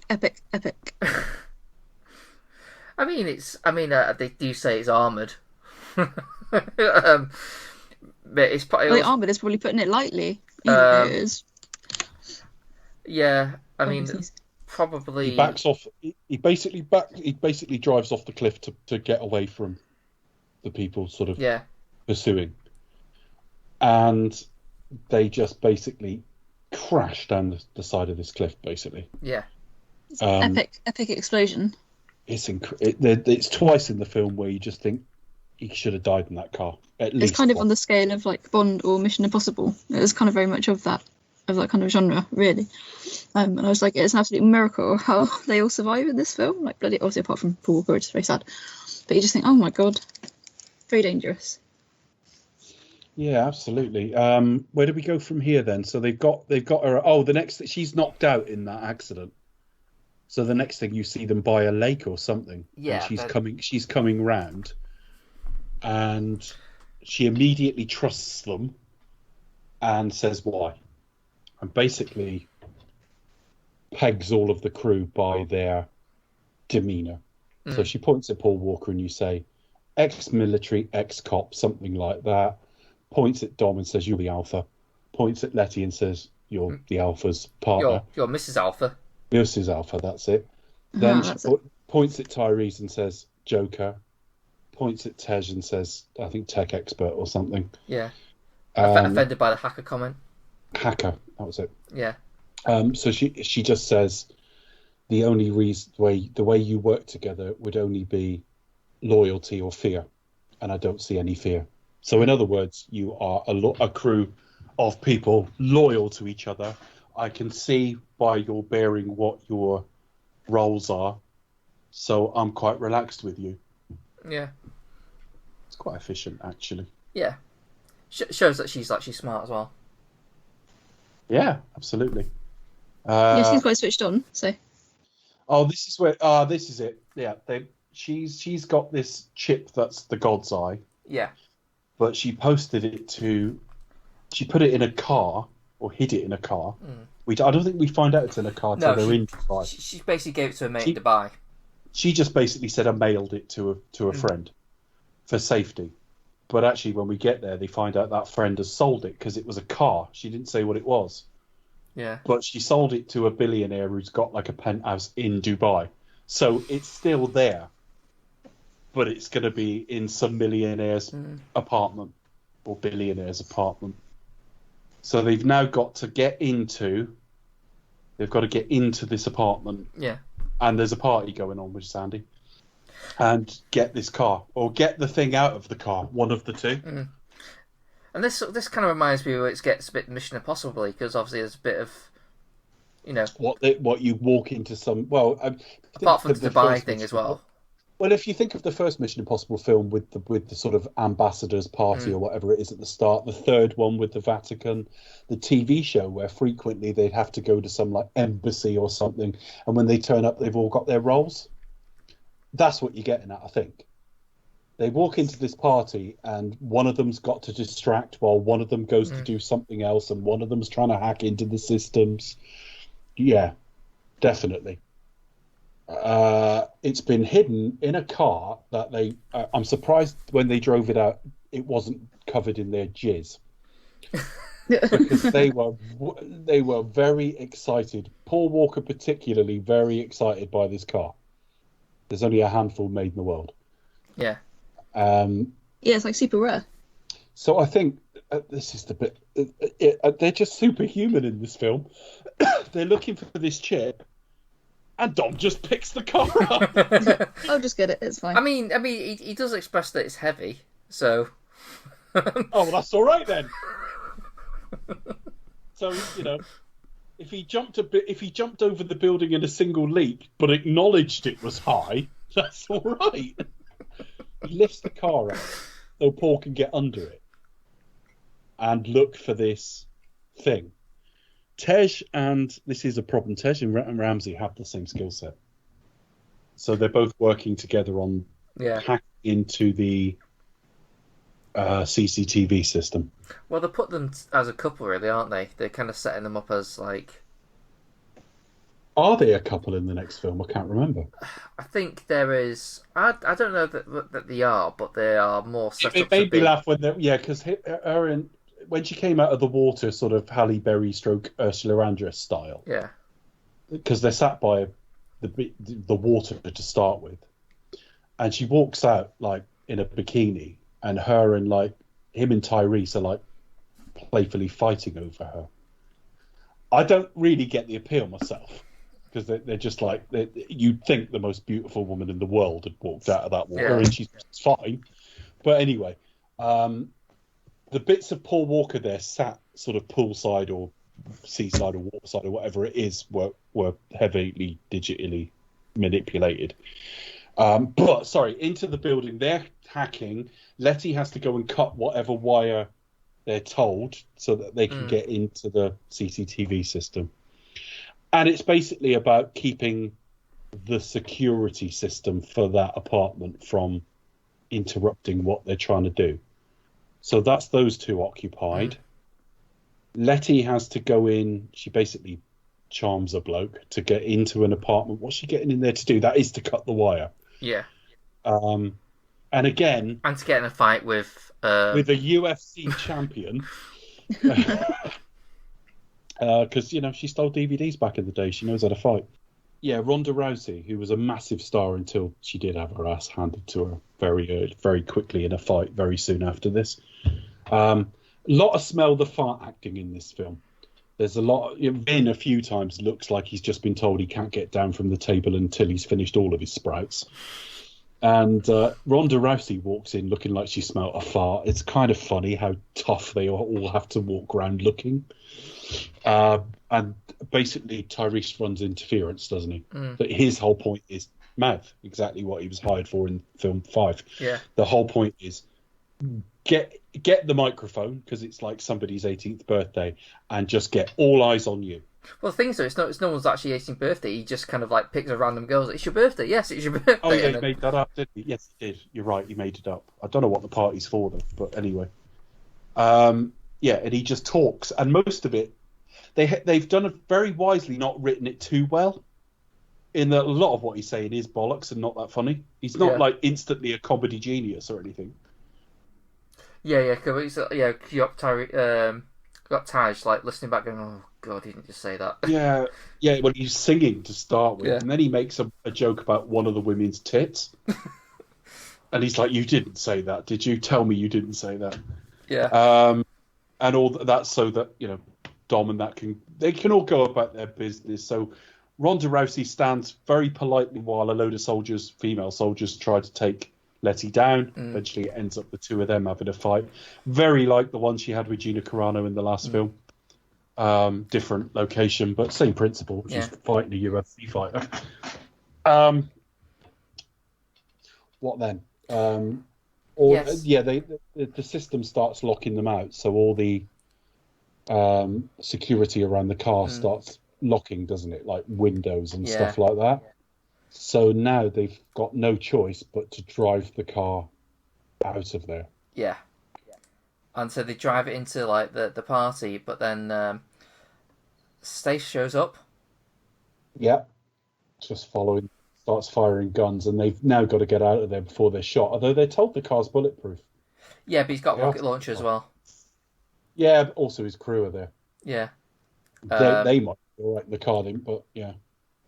Anyway, got a big stunt to do, so They've got a massive stunt to do, which is to basically drive out the window of the building into the skyscraper opposite. And then as they do that, the brakes stop working, so he's got no choice but to sort of drive straight through to the next skyscraper. And then and he's got to keep the car moving long enough for Brian to get the chip out of it. He's still working on that bit. yeah. It's well done. I don't know what I thought of this when I first saw it, because it is pushing it as a stunt, isn't it? This is probably one of the more outlandish ones, if I can say that. I mean, to be fair, I did see it in the trailer, so I was to be expected. But I think it's like, you know what? Embrace the fun, embrace the dumb. Yeah, it's all Yeah, right. I had no problem with I it this agree. time. All very well timed. They have to jump out the car at the very last second. I don't know how they've timed it this well, because it does look like Vin Diesel, and he doesn't. They don't go with him like nearly falling out the window, but he's right up to the mark. Yeah. It's a very well planned stunt. I mean, obviously a lot of it's digital, but that last bit, literally falling towards a window, even if that was green screen or whatever, just the split second precision of it, to the inch precision of it's really impressive. The car ends up just falling straight to the ground, but they've now got the chip. And then they meet with Mr. Nobody and go like, okay, well, great. Now you can... The problem here is a bit like episode 9. I didn't mean to keep mentioning that tonight, but it's reminded me You of... are obsessed, Dave. Well, it reminds me of episode 9 in that they spent half the film trying to get something that was immediately fucking destroyed. Sure. All this was to get a chip, which they're immediately going to go and pretty much hand straight back to the villain. That's where the whole going to seek him out is not great. Because, A, you're going to be straight on his territory. He's in some disused mill or something. He's on the set of RoboCop. But also, Kurt's team goes with him. And they've got the chip. So they basically take what the bad guys are looking for straight to a guy who wishes them harm. Now, he doesn't know immediately they're working with that terrorist, but it's entirely possible he would be. And if you do get beaten by this guy, you've got a problem. And that's what effectively happens. He sat there eating a dinner, so he's clearly got a working kitchen in this disused mill. Again, I love the entrance, though. Like, he's just sat there, like, not caring. Yeah. Sipping on his wine. But they're immediately jumped by sort of the terrorist crew. And I don't want to say too much about this, to be honest with you. Kurt gets shot a couple of times. Yeah. We think he's going to die, but... Well, actually, the first bullet where he winks at Dom is because we find out he's been hit in his armour, but as he spins around, he is shot again. He is wounded. So, yeah, they've lost the God's Eye immediately. And Kurt's injured.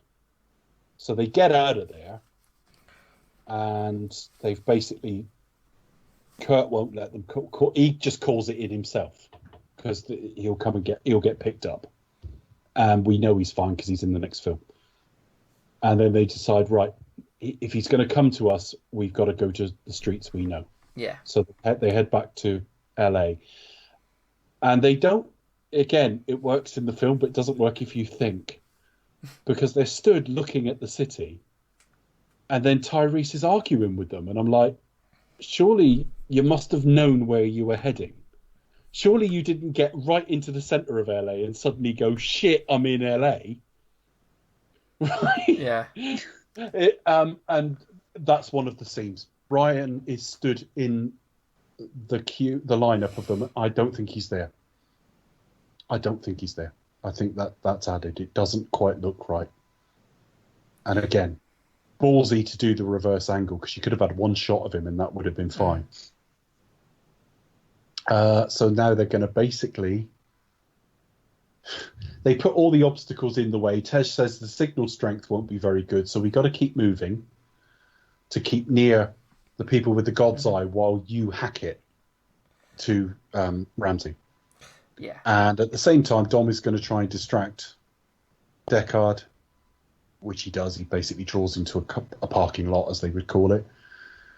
They do it at night, and they've got a drone looking for them as well, using the God's Eye software, basically picking them up off any CCTV and anything the drone sees, and the drone can follow them and shoot at them and shit like that. The moment that drone scrapes along the side of a building, knocking out glass, and later on they take out like a communications tower, that would look like terrorism. I couldn't switch off the fact that the press are reporting on it quite calmly, and no kind of military or law enforcement gets involved at all on public streets where all these explosions are happening. Yeah. It's a real stretch. But then in the next film, they get chased by a fucking, submarine. So, I mean, the scene as an action scene is actually, I thought, quite well done. It's really good. Once again, it's really well edited. Same editor we've had for a few weeks now, I think. Looking at it, yeah, Christian Wagner's the lead editor, and editing has been a strength on this series because it's not incomprehensible. It's fast paced, and we get loads of insert shots. I mean, how many shots have we had of gear sticks and fucking accelerator pedals and stuff? But you always get an idea of the geography and what's happening. It's well put together. Yeah, and I just like the idea of like hot potato kind of thing, like sort of. And what's everyone's got given something to do. It kind of makes sense, right? Well, we'll drive that. We'll take it in turns to pick up Ramsey. We'll figure out where to sort of like hide, so to speak. They don't know the fact that they're going to be facing like drones and a helicopter. They assume to be like chase them in other cars, but they improvise. Dom sort of thought, well, I'll take care of Shaw because it'll just be a nuisance, and plus, it just makes sense. So the plan itself does work to a degree. Yeah, I mean, it works fine. I mean, it goes in a funny direction because obviously the Rock sees all this happening from his hospital window. And decides my arm's not broken. my arm's... I've suddenly decided my arm isn't broken under here, nor is it atrophied at all. Either the accident's just happened, in which case... I'm sorry, your arm is broken and you're not Ace Rimmer, right? Or it's healed, in which case he's been there about 6 or 7 weeks and the arm would have withered. The thing that made me, and this is like, working in the field that I work in, when we first see The Rock in his hospital bed, it's like, it had a sign saying ICU patient. I'm like, that does not like an ICU fucking ward to me. And... I'm sorry. If he was an ICU patient, he'll be like not in the state. He'll just be casually there in an arm cast, going like. Isn't a nurse with you pretty much all the time when you're in ICU? Pretty much. I mean, you usually be in a coma, that sort of state. Like you wouldn't be like, you'd be that unwell that you'd be on life support or all the rest of it. You'd be. Becca, you've been Batman for a year. You've put loads of people in intensive care. What have you learned about them? The ICU ward doesn't look like that. No. Yeah. I didn't spot the ICU thing, actually. I bet it was really obvious when I rewatch it, but I didn't see it. So, yeah, he flexes his arm to start breaking the cast. It's a step away from hulking out. It's kind of funny. Mind you, I thought of Lou Ferrigno when Dom was lifting the fucking car earlier. Wasn't the he Hulk appears on the screen, doesn't he? I think earlier in the film he's watching the Hulk, a bad 70s TV show that he says. Yeah. But actually it turns out to be the Hulk. So maybe that's why it was in my head. I sort of spotted it, didn't really think about it. Subliminal messaging. I used to like the Hulk TV series. Yeah, so he decides he's got to go to work. His daughter's just sat there with him the whole time. She's obviously got no childcare arrangements at all. No, she's just there. But she's quite sassy, so it's all right. Daddy's got to go to work. Oh, yeah, because she shit talks Dom when he arrives, doesn't she? She's like, watch that mouth. Kicked your ass. Yeah. Daddy daughters are always a thing in these films with hard guys. They got a soft side. They look all hard on the outside, but they're actually You said hard on. well, they're tough guys on the outside, but actually they're soft and gooey on the inside. Hard on. Anyway, so The Rock takes out a drone with an ambulance. with an ambulance, just as it's about to take out Letty and Ramsey. She's changed car a couple times. They've just literally did like a little pirouette thing where she was passed from one window to another. We didn't see them talk to each other. They just worked out what they both had in mind. Imagine like Paul Walker getting her to jump out the window and they just didn't get the hint at all. It's all well done though. Yeah, he takes it out with an ambulance, doesn't he? He rips some guns out of somewhere, doesn't he? Where does he rip the guns he rips out the drone. Right. At the same time, Paul Walker's got to like reconnect a mask they've taken out, which is giving them the signal that is allowing her to hack. And when that he takes out Tony Jaa, they have a fight and they have a fight, and he's tied. It's quite an epic fight, though. It's very similar to Hinks's quote unquote death inspector. You always expected him to just have a momentary. Oh, that's true. Yeah, I didn't think about that. Tied to something that's falling. I think I'd prefer this fight though. Yeah, that's better than although it did occur to me when Paul Walker arrives at that building, he suddenly becomes a really accomplished free runner. Yeah. He's like running off walls and like jumping through things, and it's like, when did you suddenly become Sebastian? When did you learn that? Yeah. Then what? So, Dom and the Staith are sort of staring at each other on the roof, and they're clearly they do another drive their car at each other thing, don't they? Yeah. Yeah, how many times they do it like 3 or 4 times throughout the film, don't they? I know. And they just... Bit of a trope of this film. They basically have a big fight. They repeat the whole, like, do you think this was a street fight? Yeah, goddamn right. And they just... I felt the entire sequence is them just, like, going at it. Very evenly matched, considered one of them's a trained killer and the other one... Steals DVDs. And drives a bit. Yeah. And can drive. Very evenly matched, but then that's how the series is now.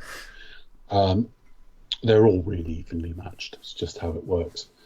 It ends up with the helicopter that's got terrorists in. It's about to sort of take them out on the top. What happens then? They actually shoot at it, don't they? They damage it. The parking lot gets damaged. Oh yeah, they decide once they lose God's eye, they find Dom and they just fire on the parking lot. And the parking lot crumbles underneath Staith. And then Dom says the street always wins. And then sort of stamps on the ground, which in reality would probably do nothing and you'd look a twat. The street always wins, and then it looks like you're just like stamping your feet. Yeah. So he falls, not to his death though. Dom gets in the car and just... He gets all the evil knocked out, that's what it is. Yeah, he's trying to outrun basically a collapsing building. And then he spots the helicopter, which has a lock on him, and he decides to do. This is like fucking Max Power throwing the bullet at someone. This is like Max Power. This is unbelievable. He does it. He launches at it, and gets just at an angle that he can hook a bag of grenades onto it, right, and then fall not to his death, And Dwayne, Hobbs is like sharp enough to immediately spot what he's done and shoot at it. And by the way, not that firing bullets at grenades actually detonates them. You have to pull the pin. You do have to pull the pin. Not only that, you have got like a machine gun on you, which you put down to pull out a handgun. If that thing is in range, why not just shoot fucking G-Mon Anto? Exactly. This makes no sense. You have to kind of suspend your disbelief a little bit. It is like, and that fall from Dom. I mean, he does look quite scared as he's falling. Actually, but it's like, how the fuck did he survive that? It's just a miracle. Well, supposedly, like CPR is not. Oh yeah, yes. Yeah, I mean, Paul Walker's trying to do CPR on him, like as like she's anyone like, who. Stop that! Don't you realise love is what's going to win? I need to tell him that I remember, and I remember that we're married because. Yeah. Oh yeah, because plot. And then he dies because of lack of oxygen. No. She remembers everything, including their wedding, where they swapped necklaces. Yeah, it didn't have rings. It was just all that necklace. Yeah, it's rather necklaces rather than rings. So they've all survived. Hurrah! And Phew. the terrorists are dead. Shaw is incapacitated. Yeah, he's like, these things won't keep me here. Yeah, he's taken to prison. Hobbs basically says, you're through however many feet of concrete, and if you get out, my fist and a gun will be the other side.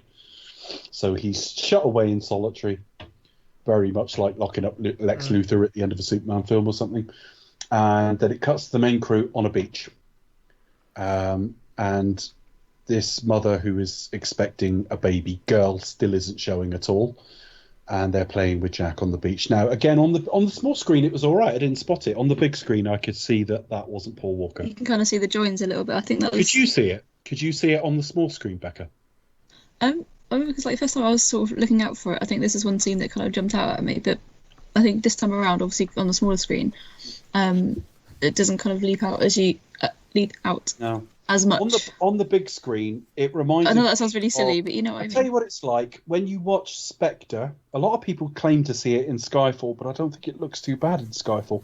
But there's digital face replacement at the start. Yeah, of Spectre, yeah. where he's hanging on the outside of the helicopter, and Daniel Craig's face is sort of vaguely dancing around on the face of a stuntman. Yeah. And it's a little bit like that. It's one of his, you can kind of see the join. It looks a bit fuzzy around the outside. It's one of his brothers playing with the kid and Mia, and Paul Walker's face sort of imposed on it. I couldn't see it on the small screen. I could see it on the big screen at the time, though. I remember that. And the crew are watching, and they're like, he's out now. He's retired. You know, this is his new life. It's all going to change for us now. And Vin drives off looking hard. Oh. His expression. And emotional. It's quite an emotional scene, though, isn't it, I think? Obviously, knowing everything that's happened since, you just think, oh. It's created completely digitally as well. The goodbye look is not him. But it's done in kind of one of his brothers which kind of jumps out at you. The clue is actually the brother has a slightly thinner neck. It's actually, but yeah, it's pretty well done. And of course, he drives off to some music, and it's a voiceover from Vin saying about, we were brothers and all that sort of thing. Flashbacks to his time, and then he gets to sort of drive off to his new future, quite where he's going when he's left his wife and kid at the beach. I don't know, but he's heading off on his own path. Yeah, he's not going too far. And then it's for Paul, and it's actually really well done. Yeah, it's dedicated to him, isn't there? There's a dedication at the end. It's like, oh.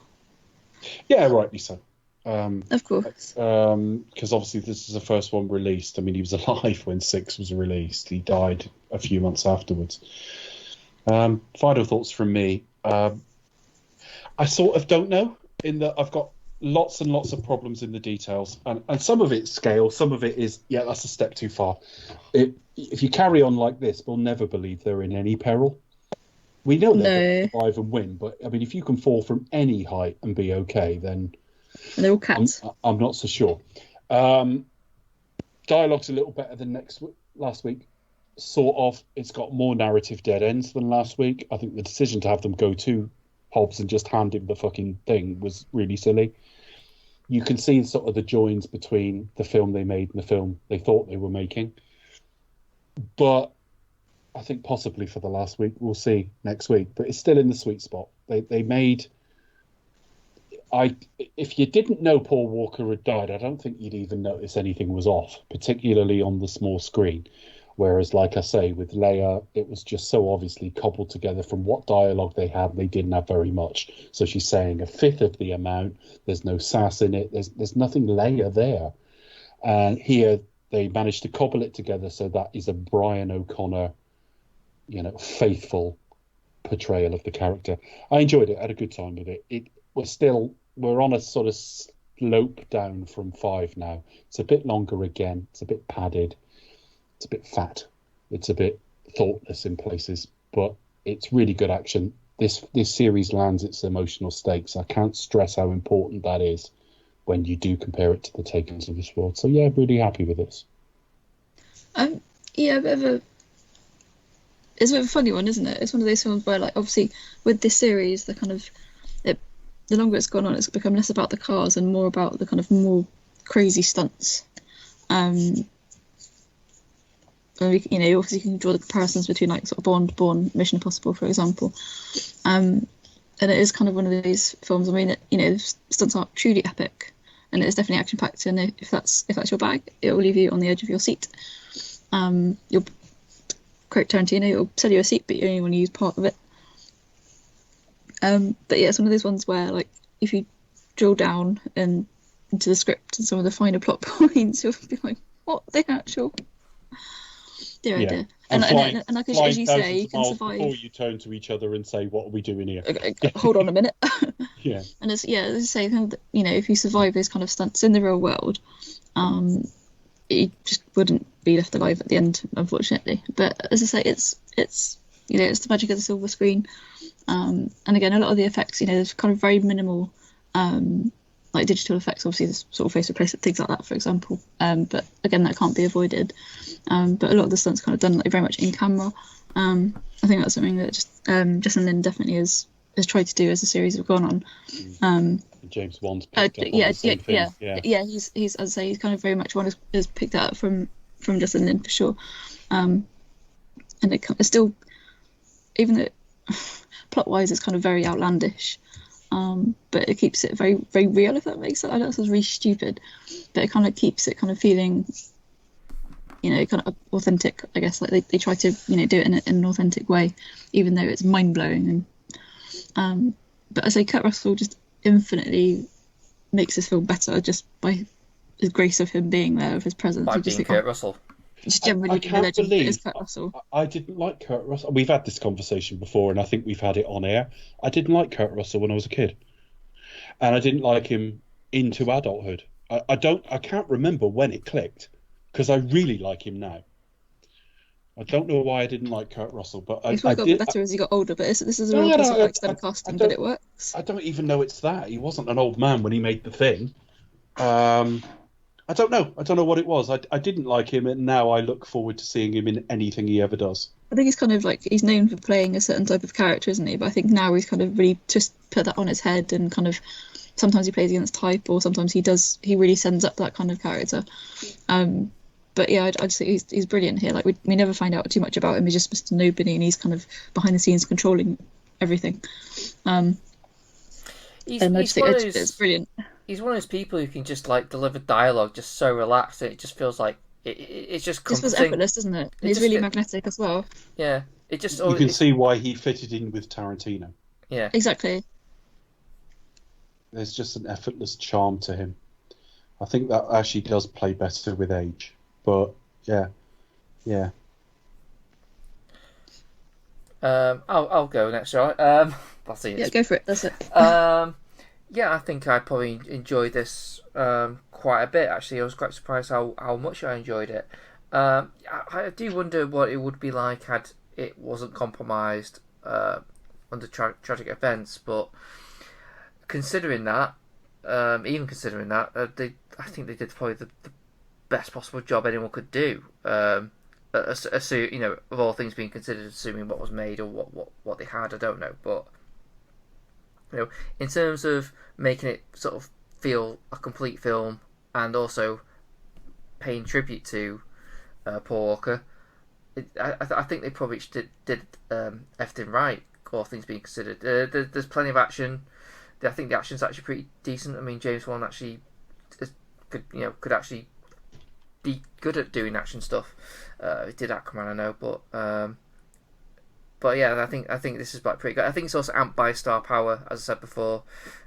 Stafe, Russell, I think even Jars to an extent. It's like it just adds an extra element of like excitement and like, oh, right, it's just not just a bunch of actors we've not seen or don't care. Yeah, Tony Jaa was kind of a cineast's secret in that, like, I don't think he permeated the general public.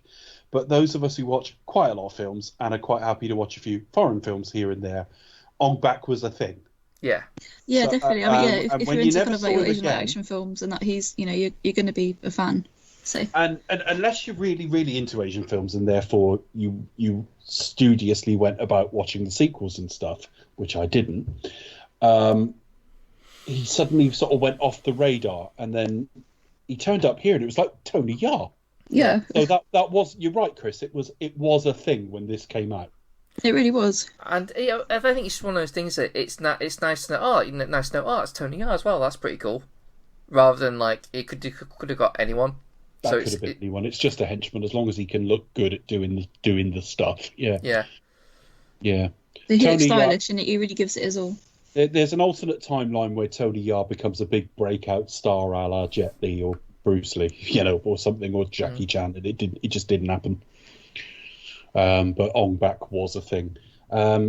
Yeah, I mean, this is very similar to the trajectory across the series. There are similarities with Mission Impossible. Starts a lot smaller key. The second one's ridiculous in both series. It finds its feet midway through the fourth film with Mission Impossible, the fifth one here. What Mission Impossible hasn't had yet is that feeling of, okay, it's starting to get a bit too big and a bit too stuffed and a bit too silly. I think the Fast series has at least shown signs it's starting to come down the other side now. Whether that continues into 9, I don't know. Because 9, it'll be the longest break in the series since like, I think between like 2 and 3 or something like that, because the last film came out in 17 and the next film isn't out till 21. Now, COVID's had something to do with that, but it was going to be a 3-year gap anyway, which is rare. And now it's going to be a 4-year gap, and they've got a little bit more time to think about 10 now as well. So whether that tightens it in the return of Lynn, I don't know. But this is just showing a few signs of bloat, but I still enjoyed it. I still enjoyed it a great deal. I just think that, yes, be outlandish. It's part of the signature of the series, but you still have to believe some kind of peril. And when human beings without any real kind of armor are having these kind of things where a broken arm's no impediment, a dislocated shoulder's no impediment, crashing hundreds of feet is no impediment. Superman. You're managing to hook a little bag strap over like a helicopter whilst traveling at speed. You just think you're just slightly pushing up against the limits of my ability to suspend disbelief. I think and people are returning from the death as well. Yeah, and that's very soapy. We're going to get it with Han. We've already had it with Letty in this series. We're going to get it with Han. And they keep adding and adding and adding to the cast. Now, I know we've had some deaths in Giselle and stuff like that, but we've added Ramsey this week, who's got the same skill set as Tej. They're going to cram her into next week's film as well. Both Shaw brothers are going to be in it. Shaw brothers? That feels like a bit of Hold on a minute, we've heard of them before. The Shaw brothers, no.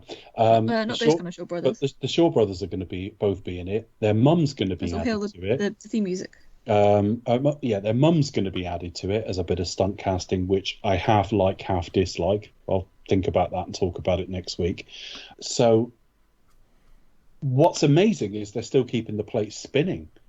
I mean, we're still having action sequences where they do have everything to do, but 8 is a turning point. 8, I think I can say confidently, isn't as good as this week's. And this week isn't as good as like 5. You could argue about 6. So really 9 is going to be, have they learnt, or are they just going to keep barreling down this path of adding more people, taking ever bigger hits? I mean, they're starting to seem impervious. It's the same in the next film when they're fighting the submarine. They're kind of a bit impervious. I can't remember, but I remember us having a conversation about Dwayne Johnson's role in that scene, and I can't remember what we said now, but it was like silly. But I still had a good time with it. But despite the fact you had a good time with it, what do you know about it? Paul Walker has passed away. And Vin Diesel's bald? Vin Diesel's got no hair. He has sex with everybody, even in front of children. He's capable of making a woman pregnant and that pregnancy not showing up for 4 years, and her not knowing about it. So she obviously continued to have periods. So he plays a long game on getting women pregnant. But that's it. That's all I know, Chris. What about you? What do you know, Chris? All I know is that the pregnancy doesn't make sense. I mean, what is a big question. What if it's the rocks? What if it's Hobbs? And Hobbs just never owned up to it. And Dom was just too dumb to sort of, oh, well, I guess I was dating. I guess it's my kid. Perhaps Dwayne had been to the toilet just before the Staith turned up, right? And he forgot to do his flies up. And then when they got blown out the window, he was holding on tight to her. That got him slightly aroused. And then he landed on his back. She landed square on his penis and was pregnant. It's possible. It's not really, is it? In an alternate universe. Becca, is that in your list of fun facts for this evening? Strangely enough, no. The night the Rock became the cock. He has magical powers, I'm Dwayne, and I'm Dwayne, and here's my Johnson. Well, he's got mystical powers. But no, sadly, my fun facts aren't as fun.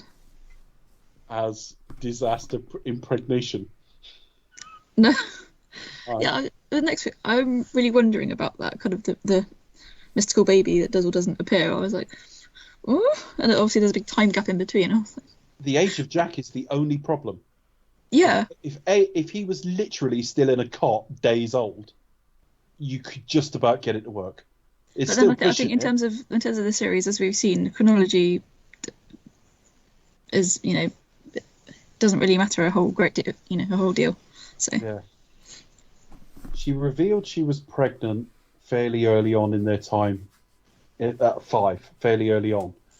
So, Dom was sleeping with her not her, his sister, her Elena, at the start of that film. Or was it the start of it was the start of the next film, wasn't it? So he was sleeping with her around the time his sister gave birth. So if the baby was anything under a couple of months old, this would still work. But the baby's about 4. So, no. Anyway, fact us. yes, so I've just been totally lazy this week and have found very boring facts, unfortunately. So yeah, as you mentioned, Dave, at the top of the show, obviously the first Fast and Furious movie to reach $1 billion, and it surpassed the 2009 Avatar movie to be the fastest film to gross over $1 billion. Perfect number 2, obviously at 2 hours 15 and a bit, 2 hours 17, 2 hours 20. So far, I think it is. it's the longest film. We shall see how the others go. Fun fact number 3, it's Tony Leo's first English-speaking role. It's quite interesting, I think. And talking of speaking, fun fact number 4, Staith is considerably less chatty than his brother. He had just 17 lines in this whole movie. Most of them tend to be in the first half, are like just quips or one-word responses. And Must have said about 8 of them to his brother when he was. well, he did. Yeah, I think he did. So another was like just no. And then so yeah, my final fun fact is the first Fast and Furious movie to earn a Golden Globe nomination for See You Again, song which was number 1 for ages and ages and ages. Was it? I don't know. I followed the charts until it was about 9. All right, okay. But yeah, that's what I've been very lazy fun facts this week. Well, I would say that's fun, folks, but I'd be insulting my listeners. That's boring, folks. That's serviceable, folks. So yeah, serviceable facts. That was enjoyable, folks. Yeah, it was all right. It's not very fun. I would even admit. That's facts, folks. When we move on to our next series, I'll try to be a bit more fact. What we got? The Fate of the Furious, which is 1 hour, 136 minutes. This is 137. So this is the longest in the series, but only by a minute. Yeah, literally. There's a minute in it. And it is a bit bloated. But then you're trying to write. By the time you put in the sort of Paul Walker tribute, you've probably taken it over the next film. Yeah, I think that's necessary though. No, I'm not criticising it at all, but they have quite a longing look. You've got his speech. And, You've got the soapy elements. You've got the flashback, to all his scenes, and then you've got to follow him down the road before you even go into credits. So that probably pushes it over the Fate of the Furious. They're coming into 210, 215-ish, and they have been since 5 now. So, yeah. I think that's the average, really. Yeah, but very bloated when you think part 4 was like 1 hour 47. So yeah, they've got a bit out of hand. As for me, you can find me at the Pasty Kid 1976 on Twitter. You can find me at Cinetronics on Twitter. You can also find all the old episodes at cinetronics.co.uk. You can find us on Twitter at Expect Us to Talk, where you can also find us on Facebook, YouTube, Apple Podcasts, Spotify, Stitcher, Podbean, generally wherever you get your podcasts from. You can find us at a handle Expect Us to Talk, or do Expect Us to Talk. But wherever you do find us, don't forget to rate us, review us, give us a like, and share us across social media. Thank you. I'm trying to get organised all of a sudden. This It's time taken us next 5 years. this time next week, roughly, we'll be getting ready to cue us into a Lazy Cash-In spin-off. But we've still got one left in the main series, which means, Becca, Do you expect to talk or return with Fate of the Furious, aka Fast and Furious 8?